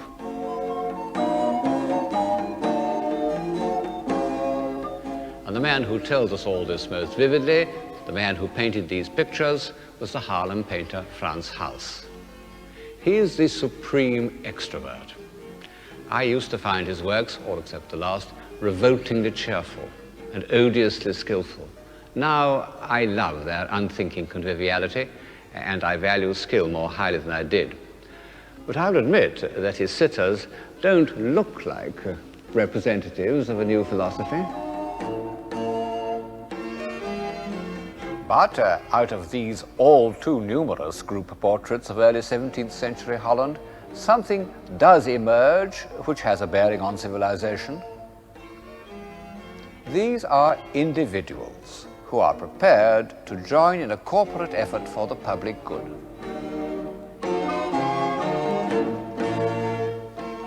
One can't imagine groups like this being painted in 17th century Italy, even in Venice. They're the first visual evidence of bourgeois democracy. Dreadful words, so debased by propaganda that I hesitate to use them. And yet, in the context of civilization, they really have a meaning. They mean that a group of individuals can come together and take corporate responsibility, that they can afford to do so because they have some leisure, and that they have some leisure because they have money in the bank. This is the society which you see in the portrait groups. They might be meetings of local government committees or hospital governors today. They represent the practical, social application of the philosophy that things must be made to work.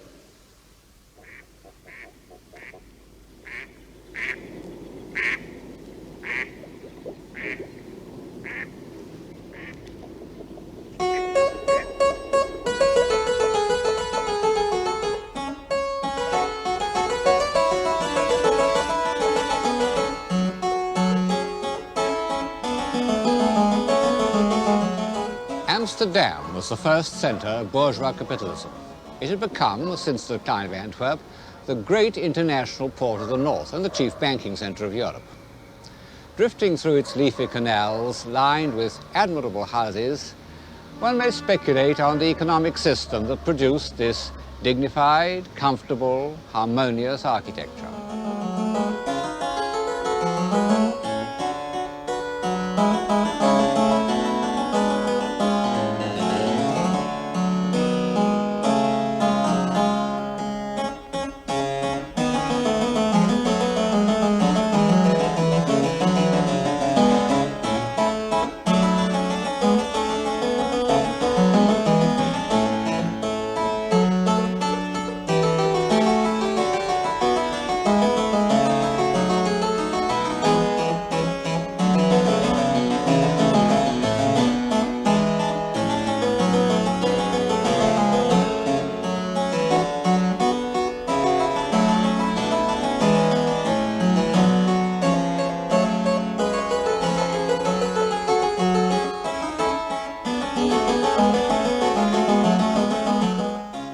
I don't say much about economics in this program, chiefly because I don't understand them, and perhaps for that reason believe that their importance has been overrated by post-Marxist historians.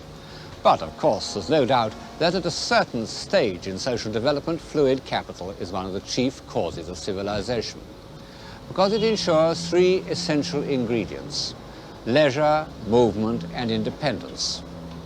It also allows that slight superfluity of wealth that could be spent on nobler proportions, a better door frame, or even a more extraordinary tulip. Please allow me 2 minutes digression on the subject of tulips, because it really is rather touching that the first classic example of boom and slump in capitalist economy should have been not sugar, nor railways, nor oil, but tulips. It shows how the 17th century Dutch combined their two chief enthusiasms, scientific investigation and visual delight.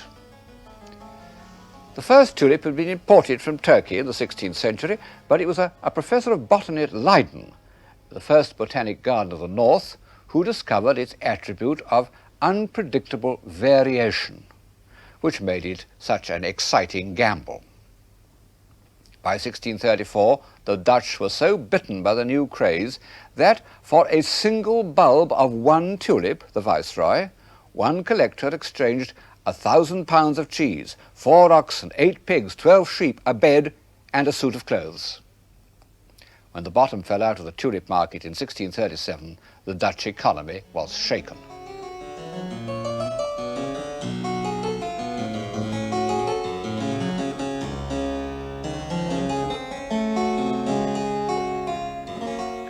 However, it survived for over 30 years and produced superfluities of the most seductive kind. What about this little clavichord? Isn't it enchanting? Better to look at than to listen to, I'm afraid. And large spacious rooms, black and white marble pavements, carved furniture, an agreeable way of life.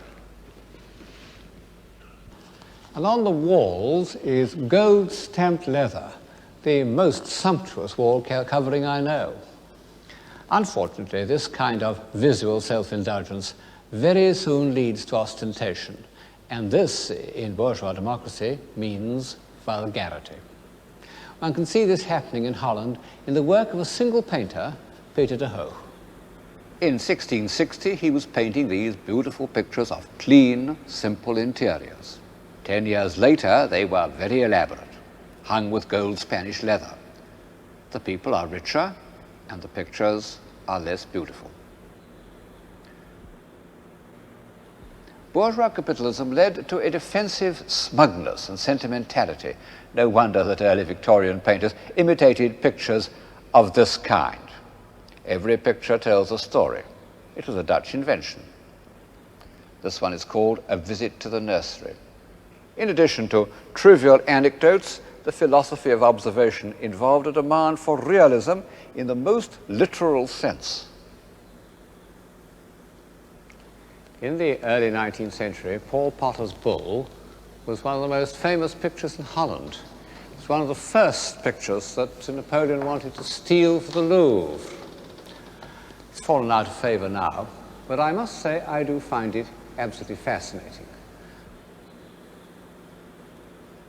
There are many ways of achieving reality, and this simple-hearted, laborious way that Potter has followed does seem to me to achieve something which couldn't be done in any other way. Isn't that fleecy neck of the sheep extraordinary? And look at those wild flowers. Above all, look at the cow's eye. The intensity with which Potter has looked at its forehead, at its strong hair and wet nose, is obsessive, what we've come to call surrealist. Of course, it's a young man's picture. It has the intensity of the early pre-Raphaelites, and indeed there is something almost nightmarish in the way that the young bull dominates the beautifully painted landscape in the distance.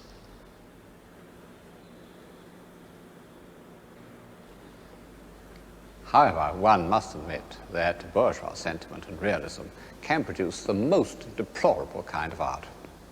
And the determinist historian, reviewing the social conditions of 17th century Holland, would say that this was the kind of painting the Dutch were bound to get. But they also got Rembrandt. Rembrandt was a great poet of that need for truth and that appeal to experience which had begun with the Reformation, had produced the first translations of the Bible, but had had to wait almost a century for visible expression. At first, truth meant realism. Behind me is his earliest self-portrait. Yes, that is the same man that you saw just now. In this vein, he painted the picture, which is his most obvious link with the intellectual life of Holland, and his first great success in Amsterdam, the anatomy lesson. It represents a demonstration given by the leading professor of anatomy named Tulp. The men surrounding him are not, of course, students or even doctors, but members of the Surgeons' Guild, sort of board of trustees. Vesalius, the first great modern anatomist, had been a Dutchman, and Tulp liked to be called Vesalius Reborn. I fancy he was a bit of a quack. He recommended his patients to drink 50 cups of tea a day. However, he was very successful. His son became an English baronet. But it wasn't in such external and quasi-official ways that Rembrandt associated himself with the intellectual life of his time, but by his illustrations to the Bible. An example is this picture of Bathsheba, pondering the contents of David's letter. We may think that we admire it as pure painting, and in fact it is a masterly piece of design. But in the end, we return to the head, where Bathsheba's thoughts and feelings are rendered with an insight and a human sympathy which a great novelist could scarcely achieve in many pages. From the first, Rembrandt wanted to record his experience of how human beings reveal their emotions. And as his art grew deeper, he succeeded in doing so with ever greater subtlety. To my mind, one of the most moving examples is the picture known as the Jewish Bride. Nobody knows what its real title should be, but the subject that Rembrandt had in mind is evident. It is a picture of grown-up love, a marvelous amalgam of richness, tenderness, and trust. The richness expressed in the painting of the sleeves, the tenderness in the placing of the hands, the trust in the expression of the heads. Marvelous as Rembrandt's paintings are, I find more of his thoughts on human life, certainly his deepest and most intimate thoughts, in his drawings and etchings. His etchings are the fullest communication any artist has made since Dürer's engravings. And as with Dürer, Rembrandt has put as much into them as into any of his paintings. This is one of the most famous and elaborate of them, Christ healing the sick. And what a marvelous and completely original conception it is. Suffering humanity, poor people coming out of the shades like the prisoners in Fidelio, lugging their sick on wheelbarrows and biers into the light of Christ's divinity. And on the left, these prosperous people, wondering, doubting, criticizing. How extraordinary that this great Tolstoyan picture of human life was done in the time of Richelieu and the beginning of Versailles. One can't talk about Rembrandt without describing the human and, if you like, the literary element in his work. His mind was steeped in the Bible. He knew every story by heart, down to the minutest detail. This is one of his favorite stories, The Prodigal Son. Just as the early translators felt that they had to learn Hebrew so that no fragment of the truth should escape them, so Rembrandt made friends with the Jews in Amsterdam and frequented their synagogues in case he could learn something that would shed more light on the early history of the Jewish people. But in the end, the evidence he used for interpreting the Bible was the life he saw around him.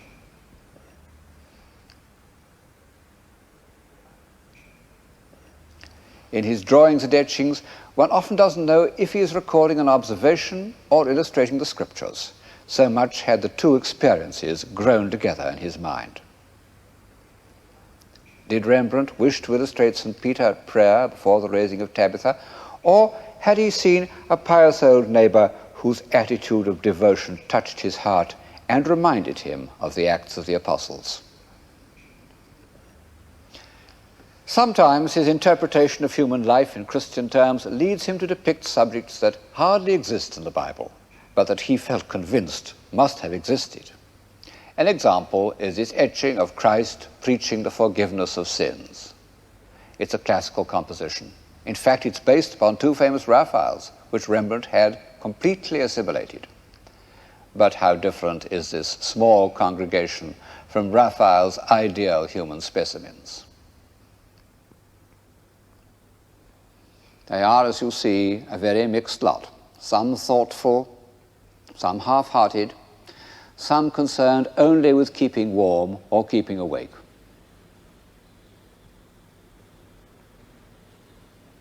And the child in the foreground, to whom the doctrine of the remission of sins is of no interest, is concentrating upon drawing in the dust.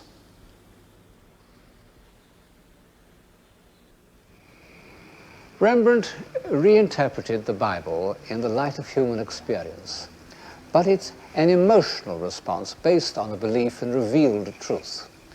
The greatest of his contemporaries were looking for a different kind of truth, a truth that could be established by intellectual, not emotional means. This could be done either by the accumulation of observed evidence or by mathematics. And of the two, mathematics seemed to offer to the men of the 17th century the more attractive solution.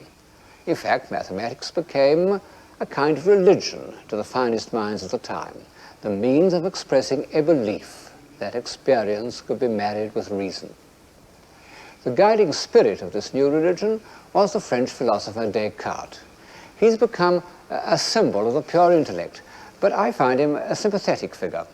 He started life as a soldier, he wrote a book on fencing, but he soon discovered that all he wanted to do was think. Very, very rare and most unpopular. Some friends came to call on him at 11 o'clock in the morning and found him in bed. They said, "What are you doing?" He replied, "Thinking." They were furious. To escape interference, he went to live in Holland. He said that the people of Amsterdam were so much occupied with making money that they would leave him alone. However, he continued to be the victim of interruptions, and so he moved about from place to place. Altogether, he moved house in Holland 24 times. In the end, he was run to earth by that tiresome woman, Queen Christina of Sweden, who carried him off to Stockholm to give her lessons in the new philosophy. She made him get out of bed early in the morning, and as a result, he caught a cold and died. But earlier in Holland, at some point, he evidently lived near Haarlem, where he was painted by Frans Hals.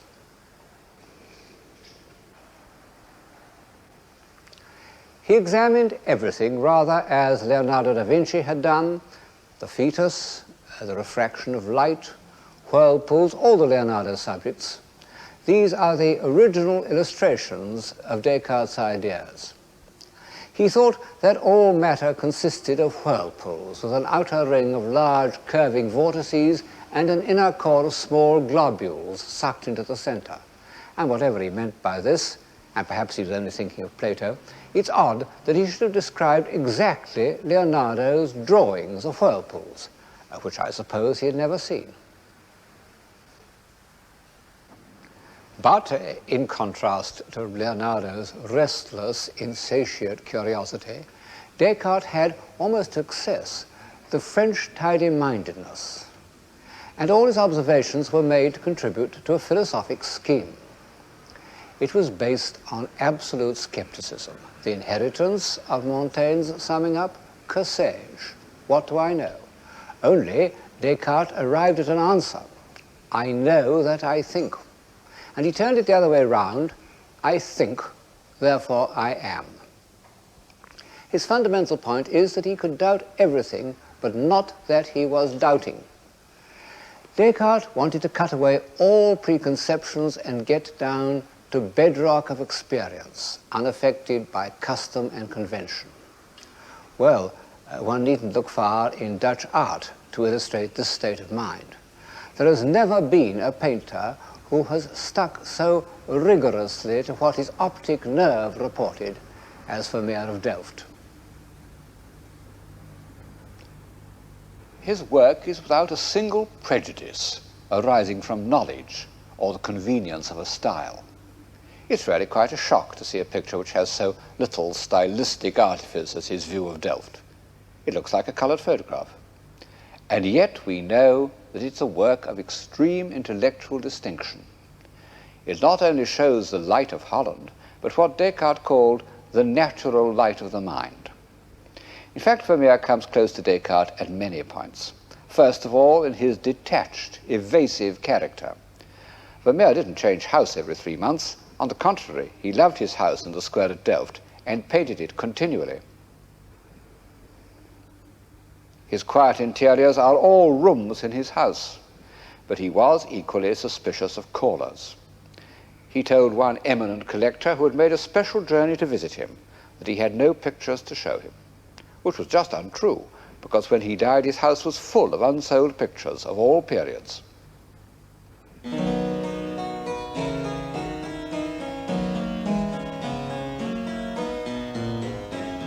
All that he wanted was tranquility in order to enjoy fine discrimination.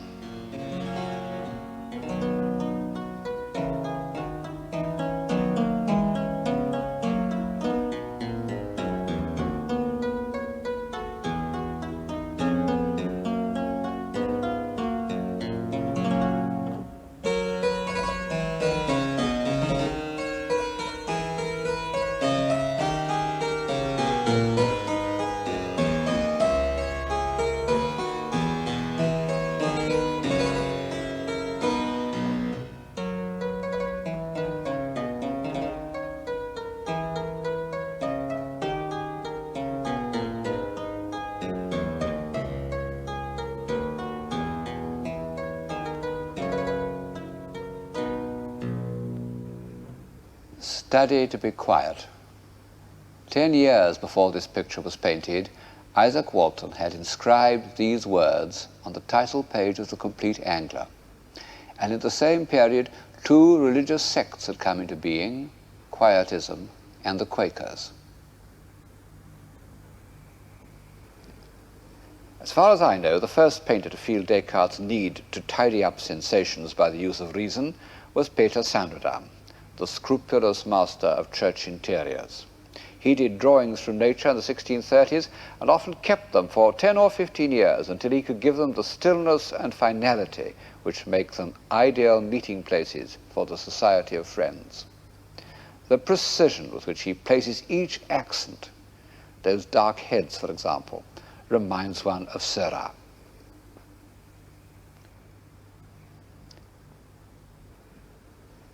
In a picture like this, the balance is tilted towards reason rather than experience.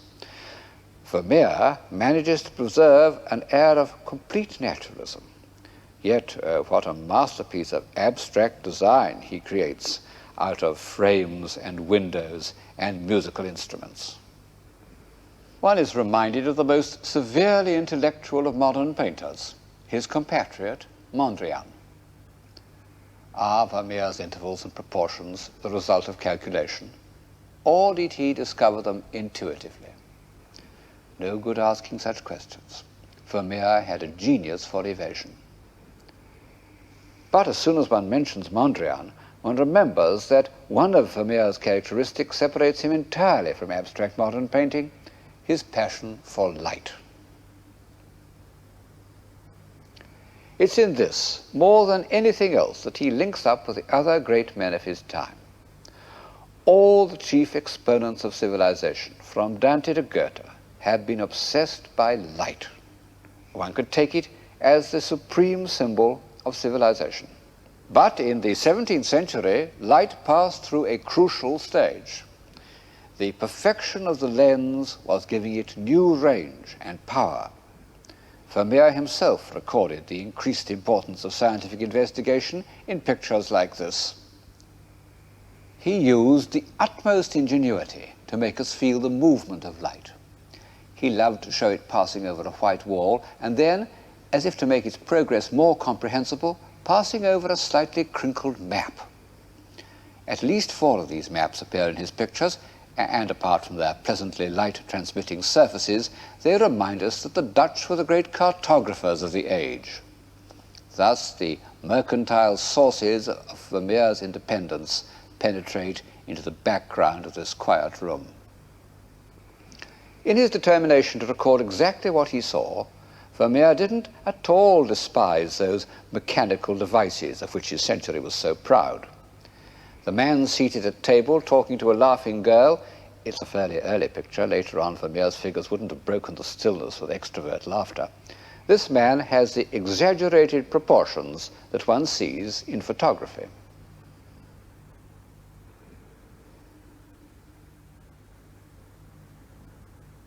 I fancy that Vermeer looked through a lens into a box with a piece of ground glass squared up and painted exactly what he saw. He must have begun this scientific practice quite early. One finds it in this picture of a woman pouring milk, painted before he had perfected his peculiar stillness. The light's rendered by those little beads that one doesn't see with the naked eye, but which appear on the finder of an old-fashioned camera. And yet this scientific approach to experience ends in poetry.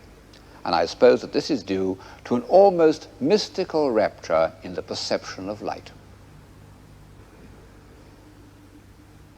The enlightened tidiness of De Hooch and Vermeer and the rich imaginative experience of Rembrandt reached their zenith about the year 1660. And in that year, on the night of May the 30th, Charles II of England dined in the Mauritshuis, and the next day he embarked from the Dutch beach at Scheveningen to regain his kingdom. And thus ended the isolation and austerity which had afflicted England under Cromwell for almost 15 years. And as so often happens, a new freedom of movement led to an outburst of pent-up energy.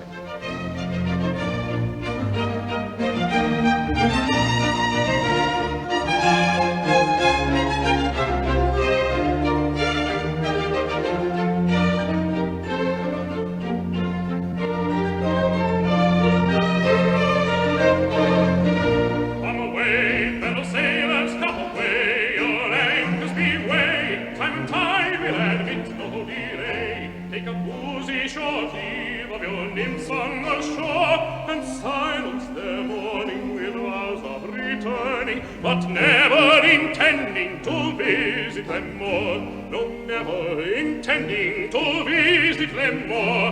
No, never intending to visit them more. Come away, sailors, come sailors, come sailors, come away. Your anchors be weighed, time to time will admit no delay. Take a boozy short leave of your nymphs on the shore, and silence their mourning with vows of returning, but never intending to visit them more. No, never intending to visit them more. No, never intending to visit them more. There are usually men of genius waiting for these moments of expansion, like ships waiting for a breeze. And on this occasion there was in England the brilliant group of natural philosophers who were to form the Royal Society. Christopher Wren, the young geometer who at that date was a professor of astronomy. Robert Boyle, who used always to be described as the son of the Earl of Cork and the father of chemistry. Halley, the discoverer of comets. And towering above all these remarkable scientists was Newton, one of the 3 or 4 Englishmen whose fame has transcended all national boundaries.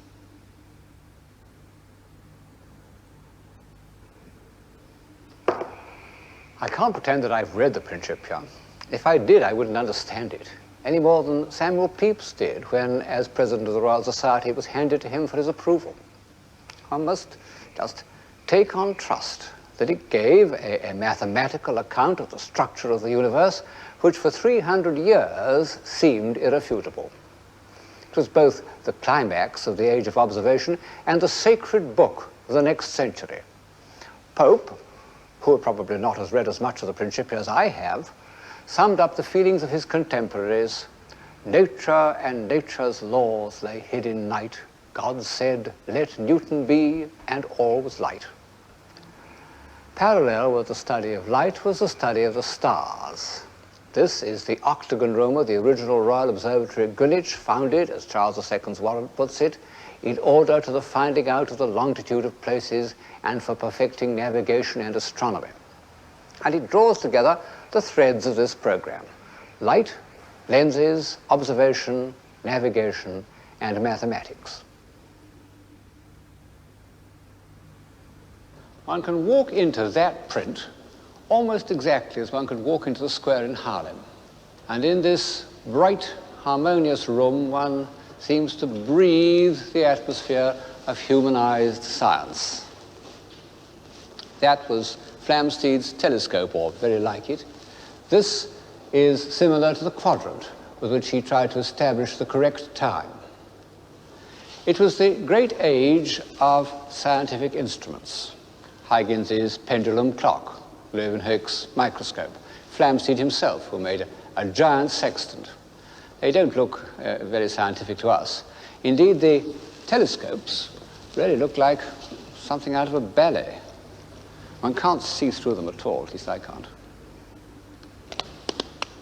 But nevertheless, the telescope, invented in Holland, although perfected by Galileo, seemed to bring the heavenly bodies within reach of understanding.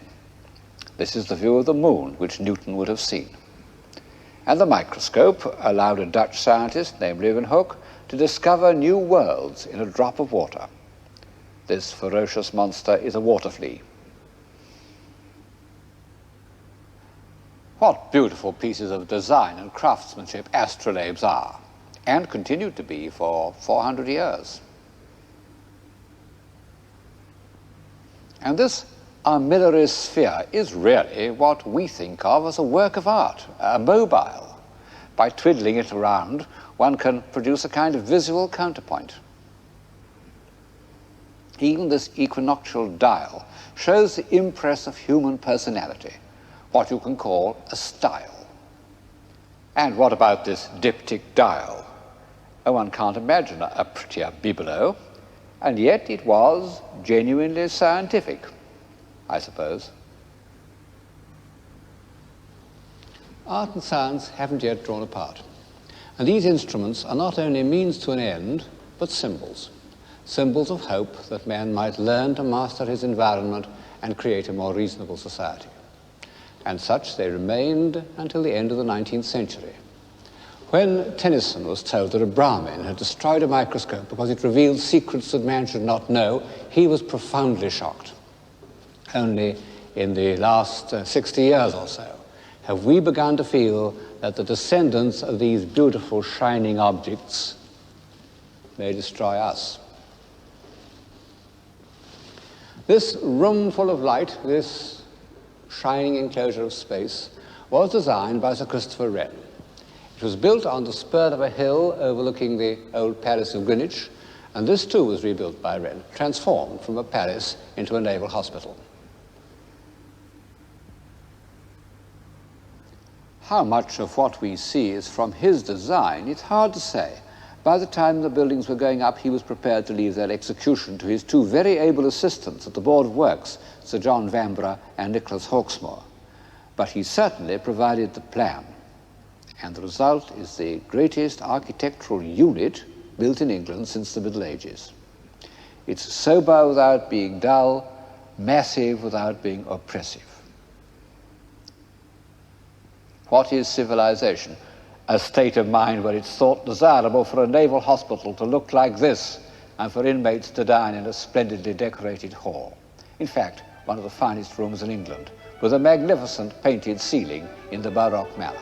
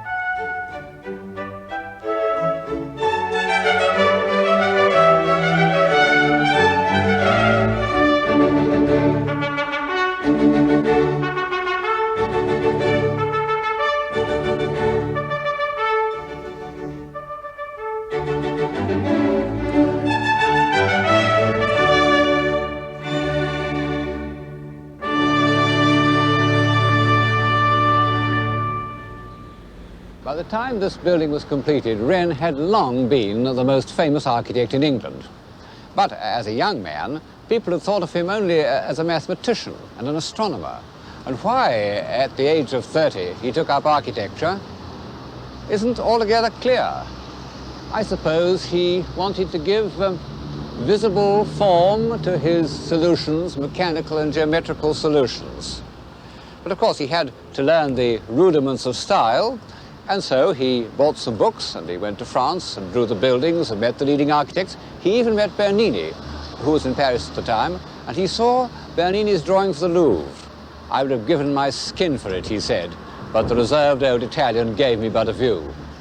On his return, he was consulted as an engineer about Old St. Paul's, which was in danger of collapsing. He proposed replacing the tower by a dome, but before this very questionable project could be considered, the fire of London broke out, 1666. It ended on September the 5th, and 6 days later, Wren submitted a plan for rebuilding the city. And only then was the ingenious Dr. Wren fully committed to architecture. Ingenious is the word for the results that followed, the 30 new city churches. Each is the solution of a different problem, and Wren's powers of invention never failed. But when he came to the crown and center of the whole scheme, the new St. Paul's, then he revealed something more than ingenuity.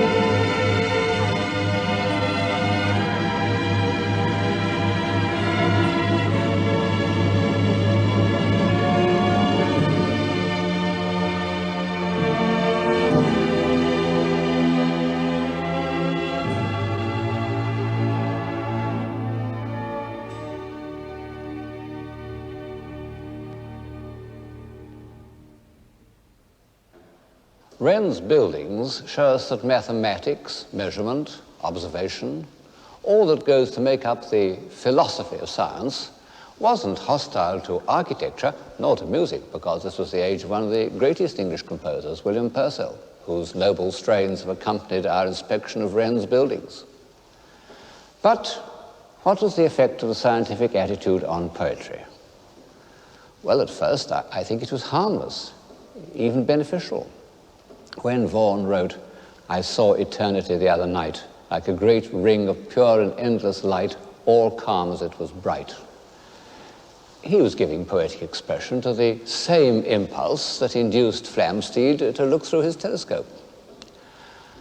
I don't suppose that all the members of the Royal Society were completely hostile to the imagination. After all, most of them remained professing Christians. In fact, Newton spent, we would say wasted, a lot of his time on biblical studies. And they continue to use a celestial globe in which the constellations were grouped in the form of men and animals. They continue to accept the kind of personifications that one gets on the ceiling of the painted hall, on which gods and goddesses associate with Flamsteed, the astronomer royal.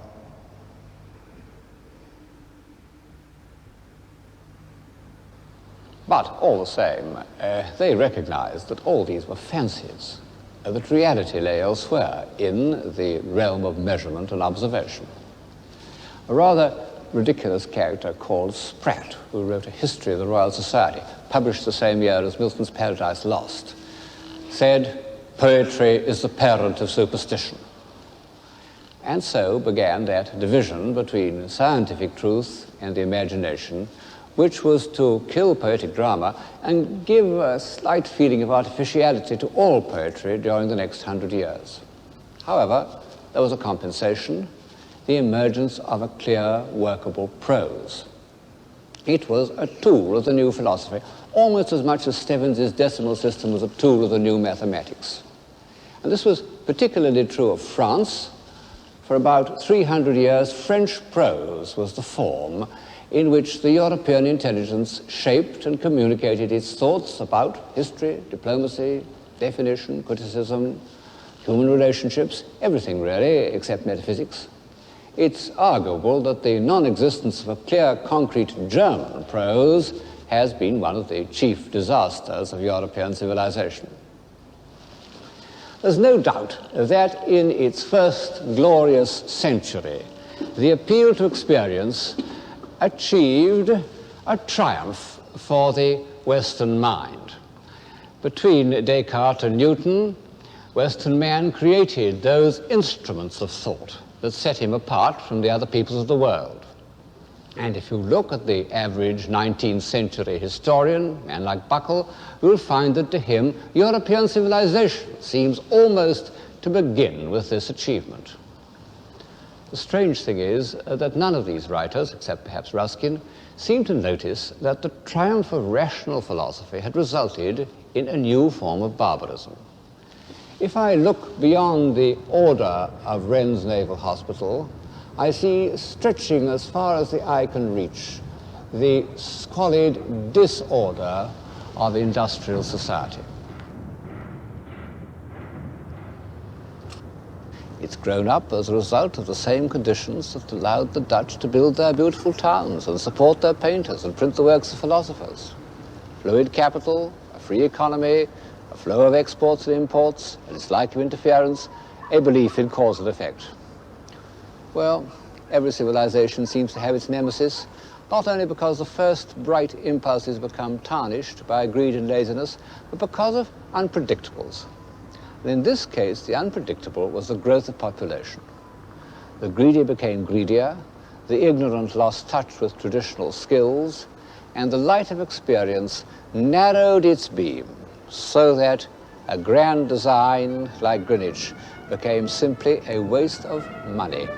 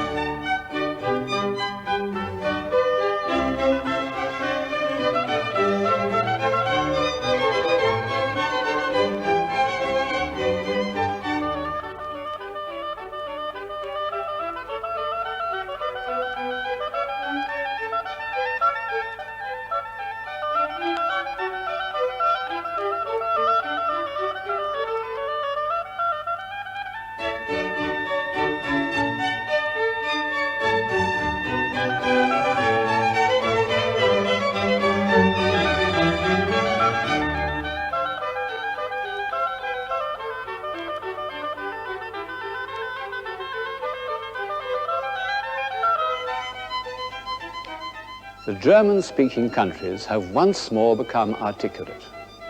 For over a century, the disorderly aftermath of the Reformation, followed by the dreary, interminable horrors of the 30 Years' War, had kept them from playing a part in the history of civilization. Then, peace, stability, the natural strength of the land, and a peculiar social organization allowed them to add to the sum of European experience two shining achievements, one in music, the other in architecture. Of course, the music is far more important to us. The writing and painting of the 18th century make one think that the emotional life had somehow dried up. Well, of course it hadn't. It had been transferred to music. From Bach to Mozart, music expressed the deepest thoughts and feelings of the time, just as painting had done in the early 16th century. This program is primarily about music. And some of the qualities of 18th century music, its melodious flow, its complex symmetry, its decorative invention, are reflected in its architecture. You know, it's only quite recently that people have noticed what a brilliant, inventive, and altogether enchanting style of architecture flourished for almost 50 years in 18th century Germany and Austria. Serious-minded historians used to call it shallow or corrupt. Well, the founders of the American Constitution, who were far from frivolous, thought fit to mention the pursuit of happiness as a proper aim for mankind. And if ever this aim has been given visible form, it's in Rococo architecture. The pursuit of happiness and the pursuit of love. But before we plunge into the buoyant sea of Rococo, I must say a word about the austere ideal that preceded it, classicism. For 60 years, France had dominated Europe, and this had meant a rigidly centralized, authoritarian government and a classic style. French classicism produced magnificent architecture. This is the architecture of a great metropolitan culture, and it is expressive of an ideal, not an ideal that appeals to me, but an ideal nonetheless. Grandeur achieved through the authoritarian state. I find that this French classical architecture has a certain inhumanity. It was the work not of craftsmen, but of wonderfully gifted civil servants. But because it reflects so clearly a grand, comprehensive system, it is done with superb conviction. French classicism was eminently not exportable. But the high Baroque of Rome, especially that of Borromini, was exactly what the north of Europe needed, for a variety of reasons. For one thing, it was elastic and adaptable.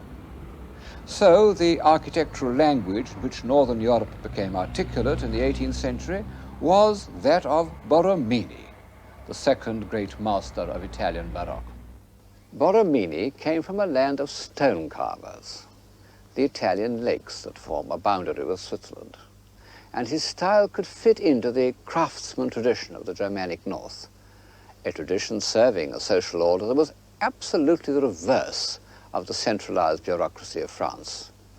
It's true, of course, many of the German princes thought they would like to imitate Versailles, but the formative element in German art and German music didn't lie there, but in the multiplicity of regions and towns and abbeys, all competing for their architects and choirmasters, but also relying on the talents of their local organists and plasterers.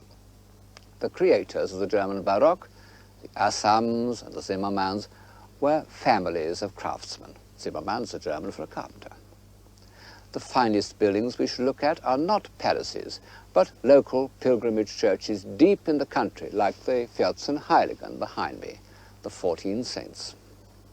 And, come to think of it, the Bachs were a family of local musical craftsmen, out of which there suddenly emerged one of the great geniuses of Western Europe, Johann Sebastian.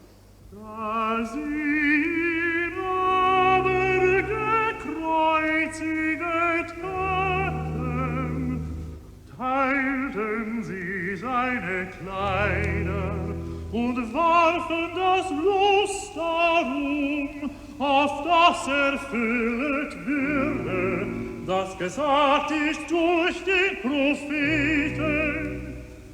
Sie haben meine Kleider unter sich geteilt, und über mein Gewand haben sie das Los geworfen. Und sie saßen all da und hüteten sein.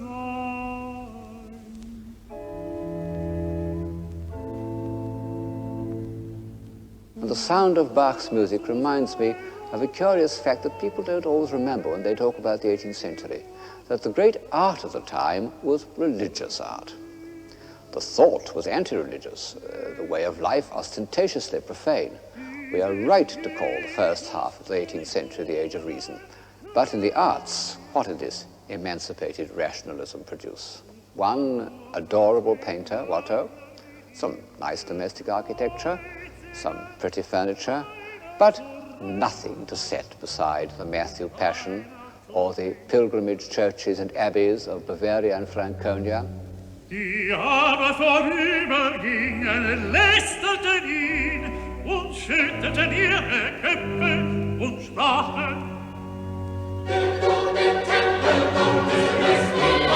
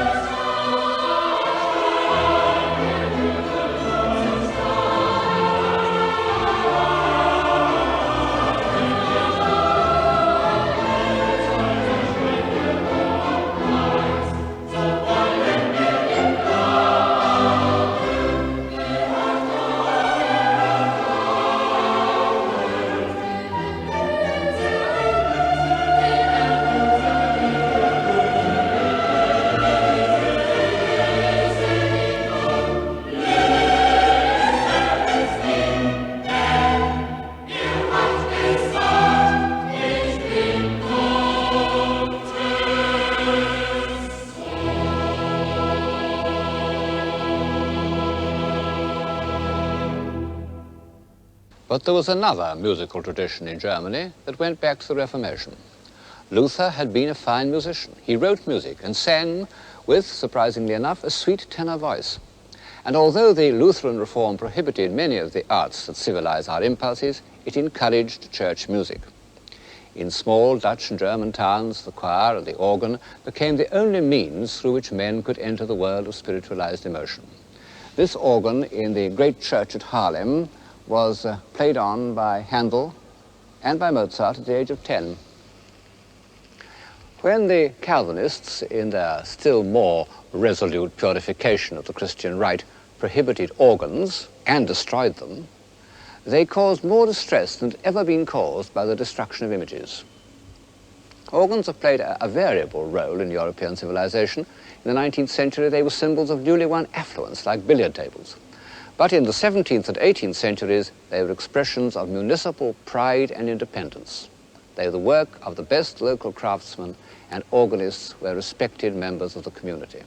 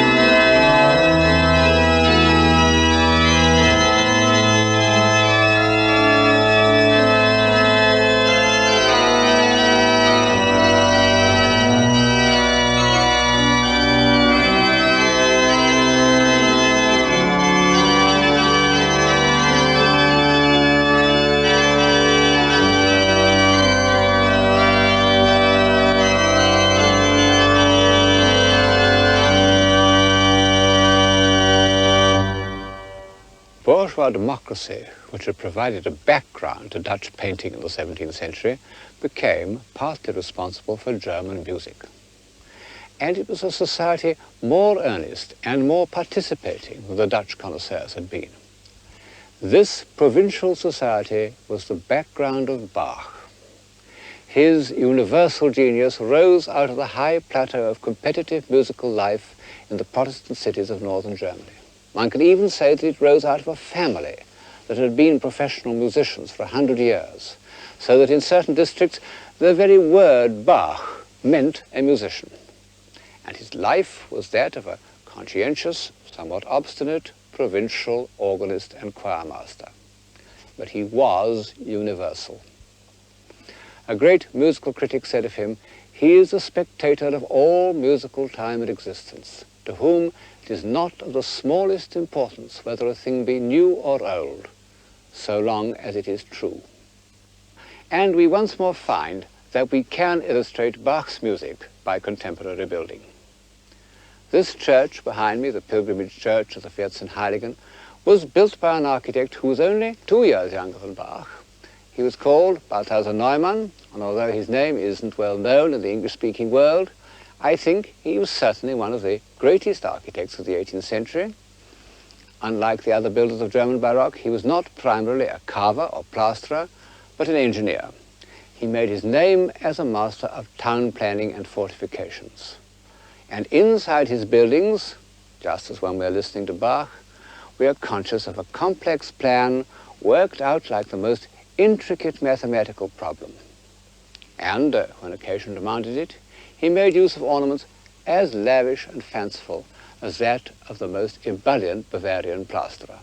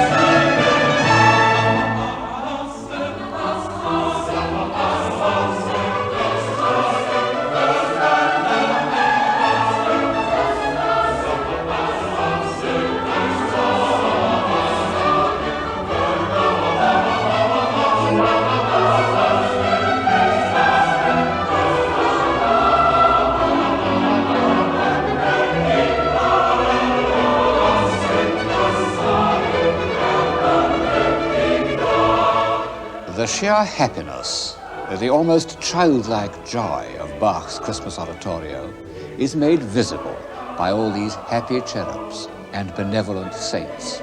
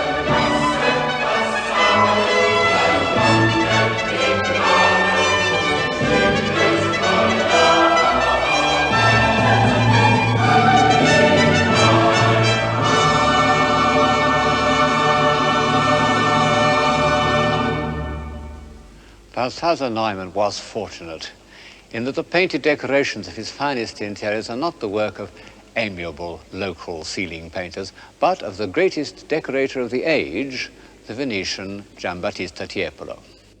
Here's his masterpiece, the ceiling of the staircase in the Bishop's Palace at Würzburg, known as the Residence. And there, in fact, in the corner, is Tiepolo's self-portrait, the man with the yellow scarf, with his son, Gian Domenico, also a very good painter, looking over his shoulder. And then, as you move along to the middle, here, this very grand military-looking man is the architect himself, Balthasar Neumann, looking at the great master of fortifications.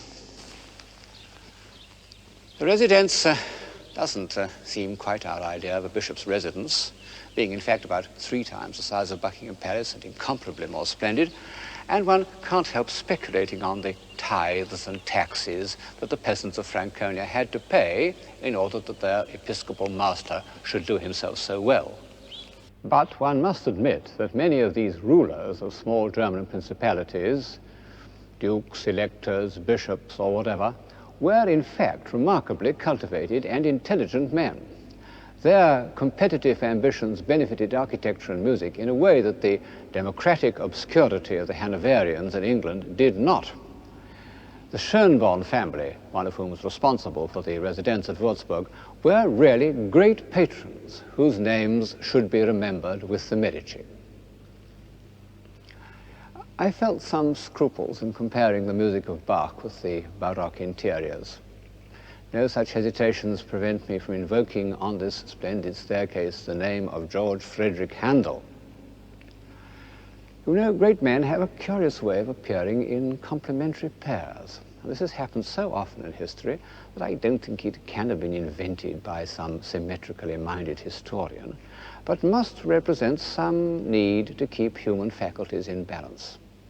However that may be, there's no doubt that the 2 great musicians of the early 18th century, Bach and Handel, fall into this pattern of contrasting and complementary personalities. They were born in the same year, 1685. They both went blind from copying musical scores, and both were operated on, unsuccessfully, by the same surgeon. But otherwise, they were opposites. In contrast to Bach's timeless universality, Handel was completely of his age. Instead of Bach's frugal, industrious career as an organist with numerous children, Handel made and lost several fortunes as an impresario. This amiable statue of him was erected by the grateful proprietors of an amusement park, Vauxhall, in which his music had been one of the attractions. There he sits in unbuttoned mood, one shoe off and one shoe on, not caring how much he snitched other people's music, as long as he produced something effective. In his youth, he must have been charming, because when he went to Rome as an unknown young virtuoso, he was immediately taken up by society, and cardinals wrote libretti for him to set to music. And there are remains of remarkable good looks in this head. Later in life, when Handel had settled in England and entered the world of operatic production, he became less anxious to please, and is traditionally said to have held one of his leading ladies out of the window and threatened to drop her if she didn't sing in tune. He remained faithful throughout his life to the Italian Baroque style. In consequence, his music goes well with the decorations of Tiepolo, which even have the pseudo-romantic subjects of his operas. One can look with pleasure at the marvelous Tiepolo ceiling on the staircase at Würzburg with Handel's music in one's ears. Till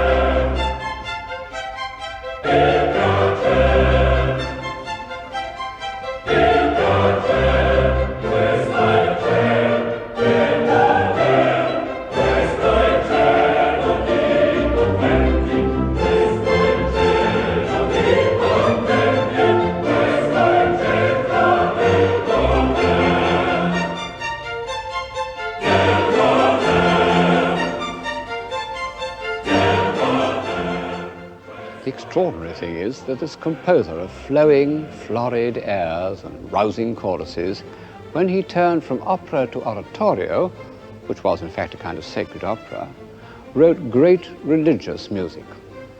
Saul, Samson, Israel and Egypt not only contain wonderful melodic and polyphonic inventions, but show an understanding of the depths of the human spirit. As for the Messiah, it's like Michelangelo's creation of Adam, one of those rare works that appeal immediately to everyone. And yet, it is indisputably a masterpiece of the highest order.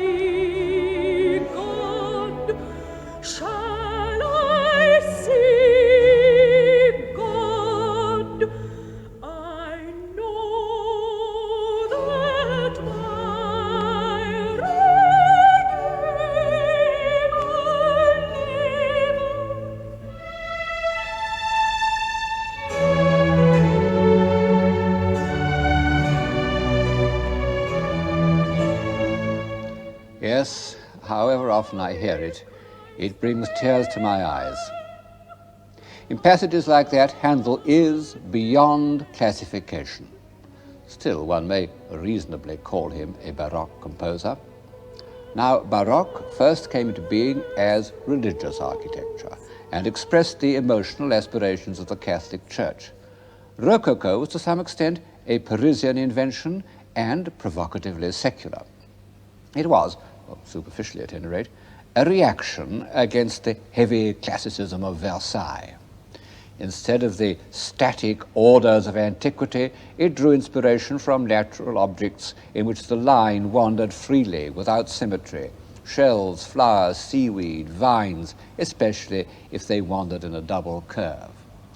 Rococo was a reaction against the academic style, but it wasn't negative. It represented a real gain in sensibility. It achieved a new freedom of association and captured new and more delicate shades of feeling. All this is expressed through the work of one exquisite artist, Watteau. He was born in 1684, the year before Bach and Handel, in the Flemish town of Valenciennes, and he derived his technique from Rubens. But instead of a hearty Flemish acceptance of life, Watteau, who was a consumptive, discovered something in himself that had hardly ever been seen in art before, a feeling of the transitoriness and thus the seriousness of pleasure. He had brilliant gifts. He could draw with the style and precision of a Renaissance artist, and he used his skill to record his rapture at the sight of beautiful girls. What dreams of beauty they are.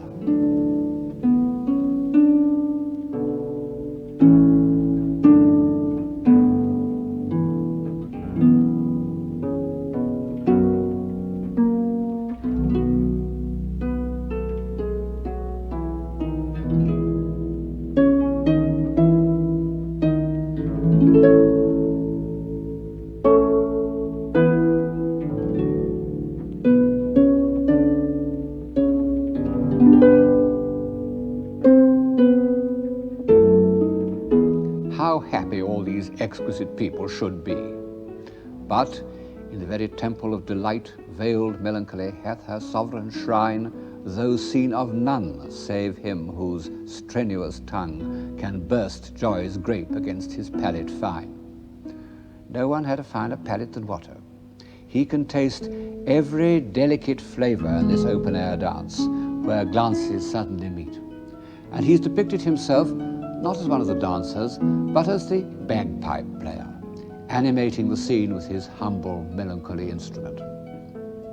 He was, his friend Caylus said, tender and perhaps something of a shepherd, and in this elegant company that he watched so discerningly, he remained the odd man out. And Gilles, the simpleton whose tall white figure rises in isolation from his fellow comedians, is a sort of idealized self-portrait, tender, simple, and yet capable of love and of delicate intuitions. Watteau came on the scene at an incredibly early date in the 18th century.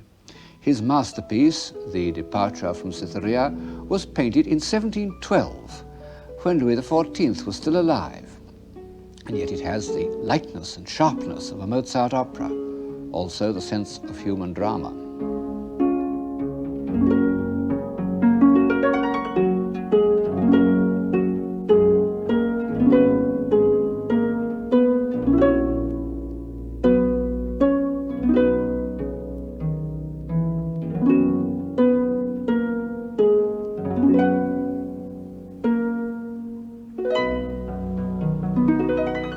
The new sensibility of which Watteau was the prophet showed itself most of all in a more delicate understanding of the relations between men and women.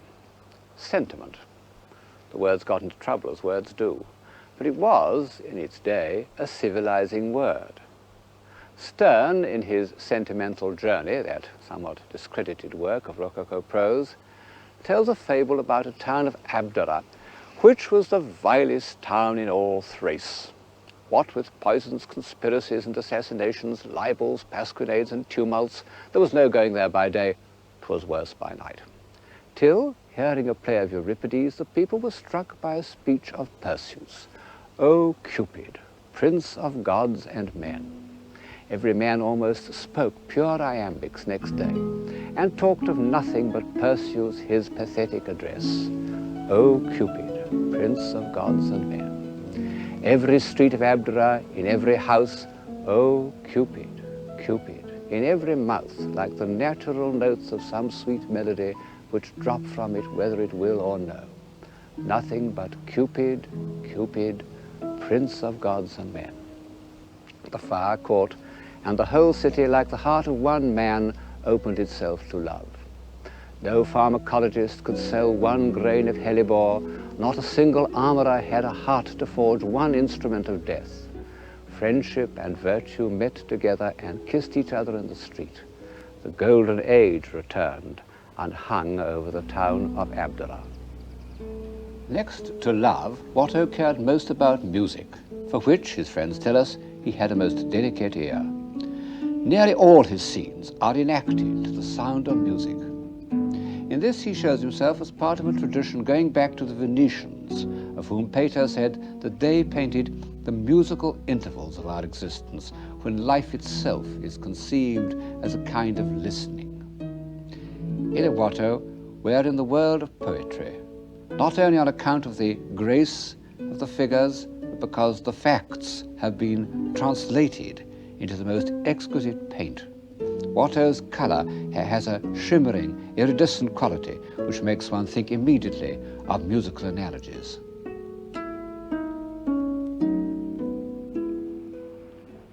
Watteau died in 1721, the same age of Raphael, 37. And by that date, the Rococo style was just beginning to affect decoration and architecture. 10 years later, it had spread all over Europe, producing a style as international as the early 15th century Gothic. Rococo even spread to England, although the native good sense of a fox-hunting society prevented its more extravagant flights. I suppose that most of the plaster work, like most of the opera singing, was done by foreigners. But a group of English craftsmen designed and executed the decorations in this music room from Norfolk House, which is only a little less elegant than its Parisian counterpart. It's extraordinary how a true international style controls the shape of everything. It's an absolute compulsion which overrides convenience, or what we used to call functionalism. It makes everything dance to the same tune.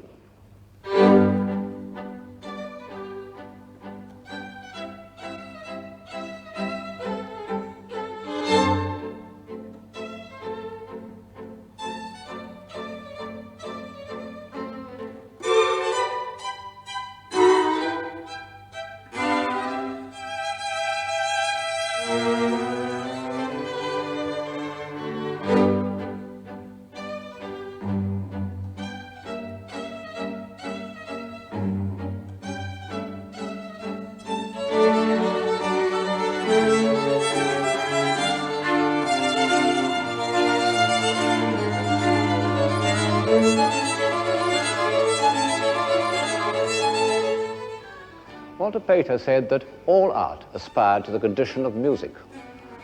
I don't suppose he thought of extending this famous dictum to applied art, but it is true of the finest Rococo design. The rhythms, the assonances, the texture have the effect of music and are echoed in the music of the next 50 years.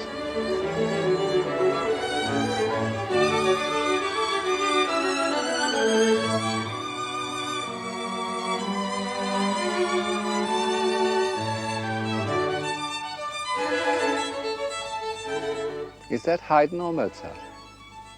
Well, I happen to know that it's Haydn. One can't always be sure. And yet, the two great musicians of the second half of the 18th century were very different characters. And the difference comes through in their music. Haydn, who was 20 years older than Mozart, was born in Croatia, the son of a wheelwright, and was fundamentally a peaceful, spacious, soil-conscious man. He said that he wrote his music in order that the weary and worn or the men burdened with affairs might enjoy a few minutes of solace and refreshment. And I think of this saying as I approach the Bavarian pilgrimage church of the Wies. It belongs to the countryside. In fact, from a distance, it might almost be the hall of a rustic manor. But enter it, and the most incredible richness appears before your eyes.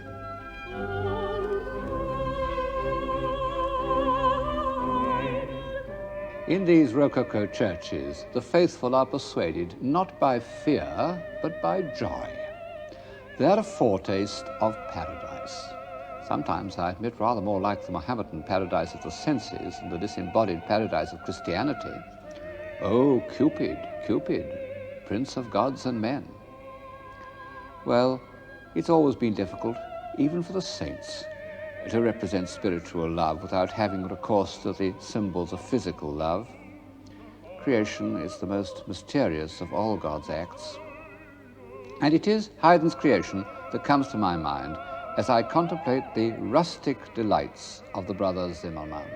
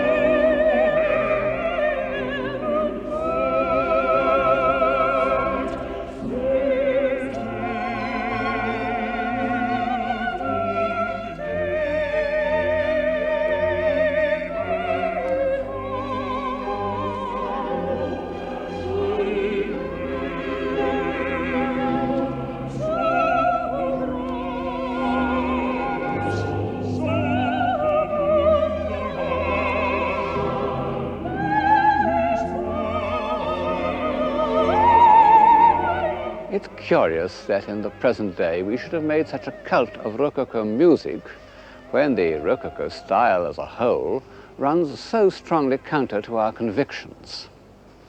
You see, many of the most beautiful Rococo buildings of the 18th century were built simply to give pleasure by people who believed that pleasure was important and worth taking trouble about and could be given some of the quality of art. And we've managed to destroy a good many of them during the war, including the Palace of Sanssouci at Potsdam and the Zwinger at Dresden. As I've said, it may be difficult to define civilization, but it isn't so difficult to recognize barbarism. But by chance, we didn't hit the pleasure pavilions at Nymphenburg, which is a suburb of Munich. Munich itself we pretty well laid flat. They were built for the Elector Max Emanuel by his court dwarf named Cuvillier, who happened to be an architect of genius. Despite his French name, he came from Flanders. This behind me is the most famous of them, I suppose, the Amalienburg. The exterior is quite simple. The interior a riot, or rather a ballet, of beautifully designed ornament.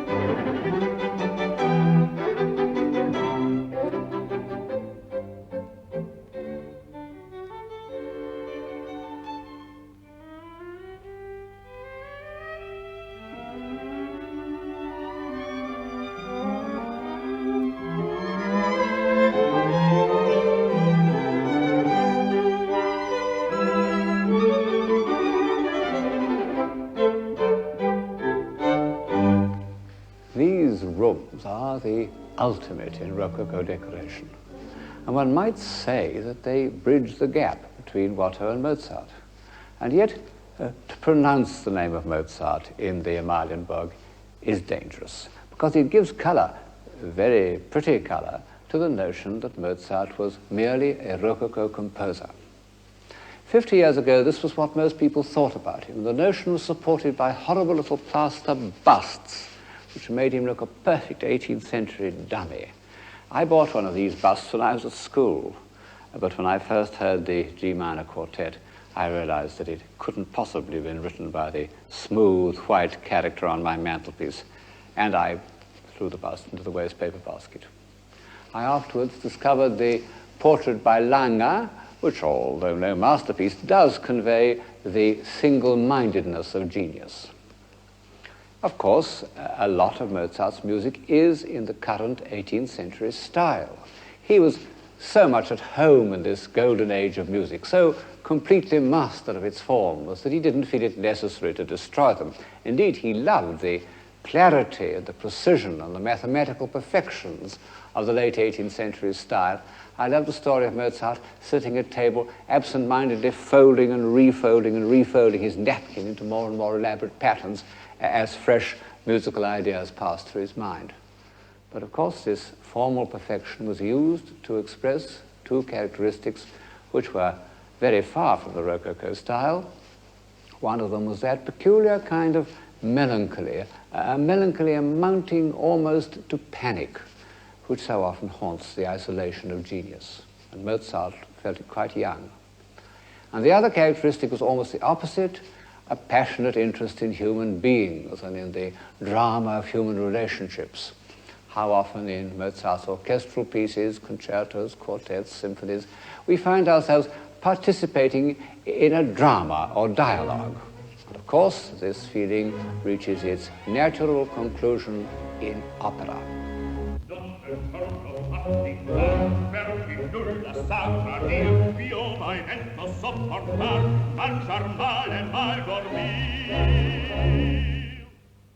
Opera, next to Gothic architecture, is one of the oddest inventions of Western man.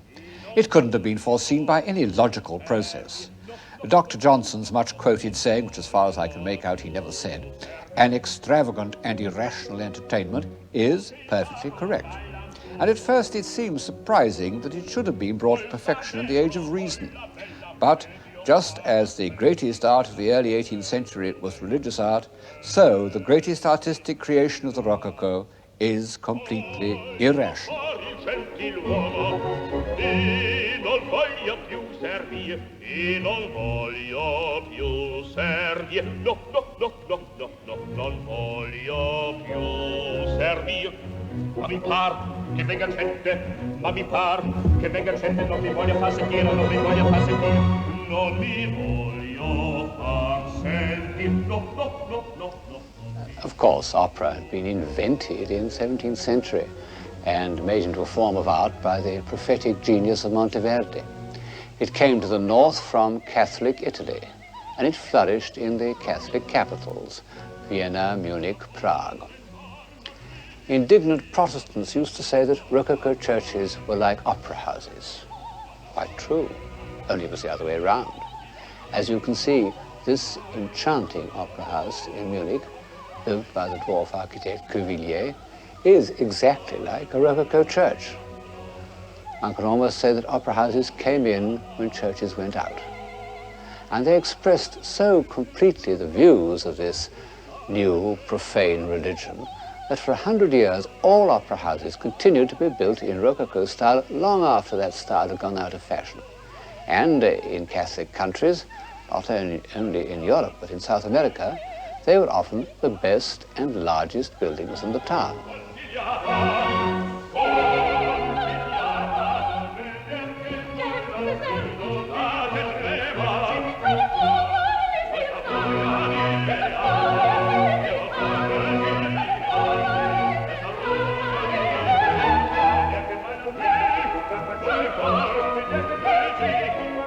As Don Giovanni assaults Donna Anna, her father, the commendatore, comes down the stairs.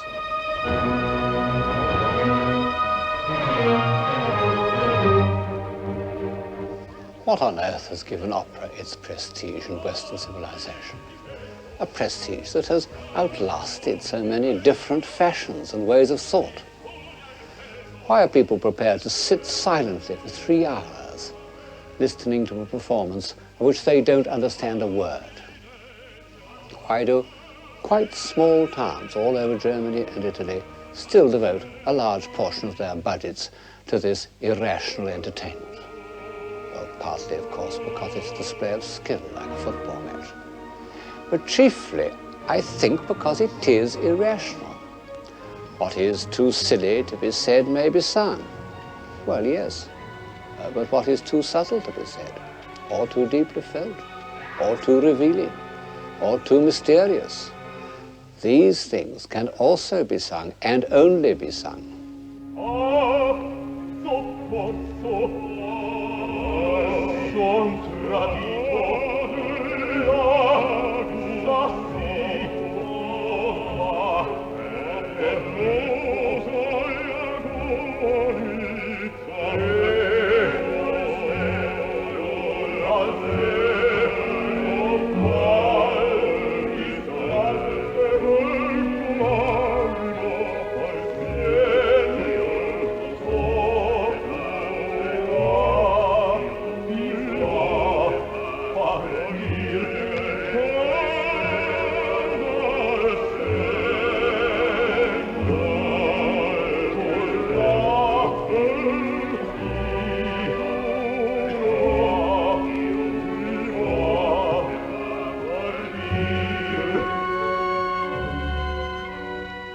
No wonder that the music's rather complicated, because even today our feelings about Don Giovanni are far from simple. He's the most ambiguous of hero villains. The pursuit of happiness and the pursuit of love, which had once seemed so simple and life-giving, have become complex and destructive. And his refusal to repent, which makes him heroic, belongs to another phase of civilization.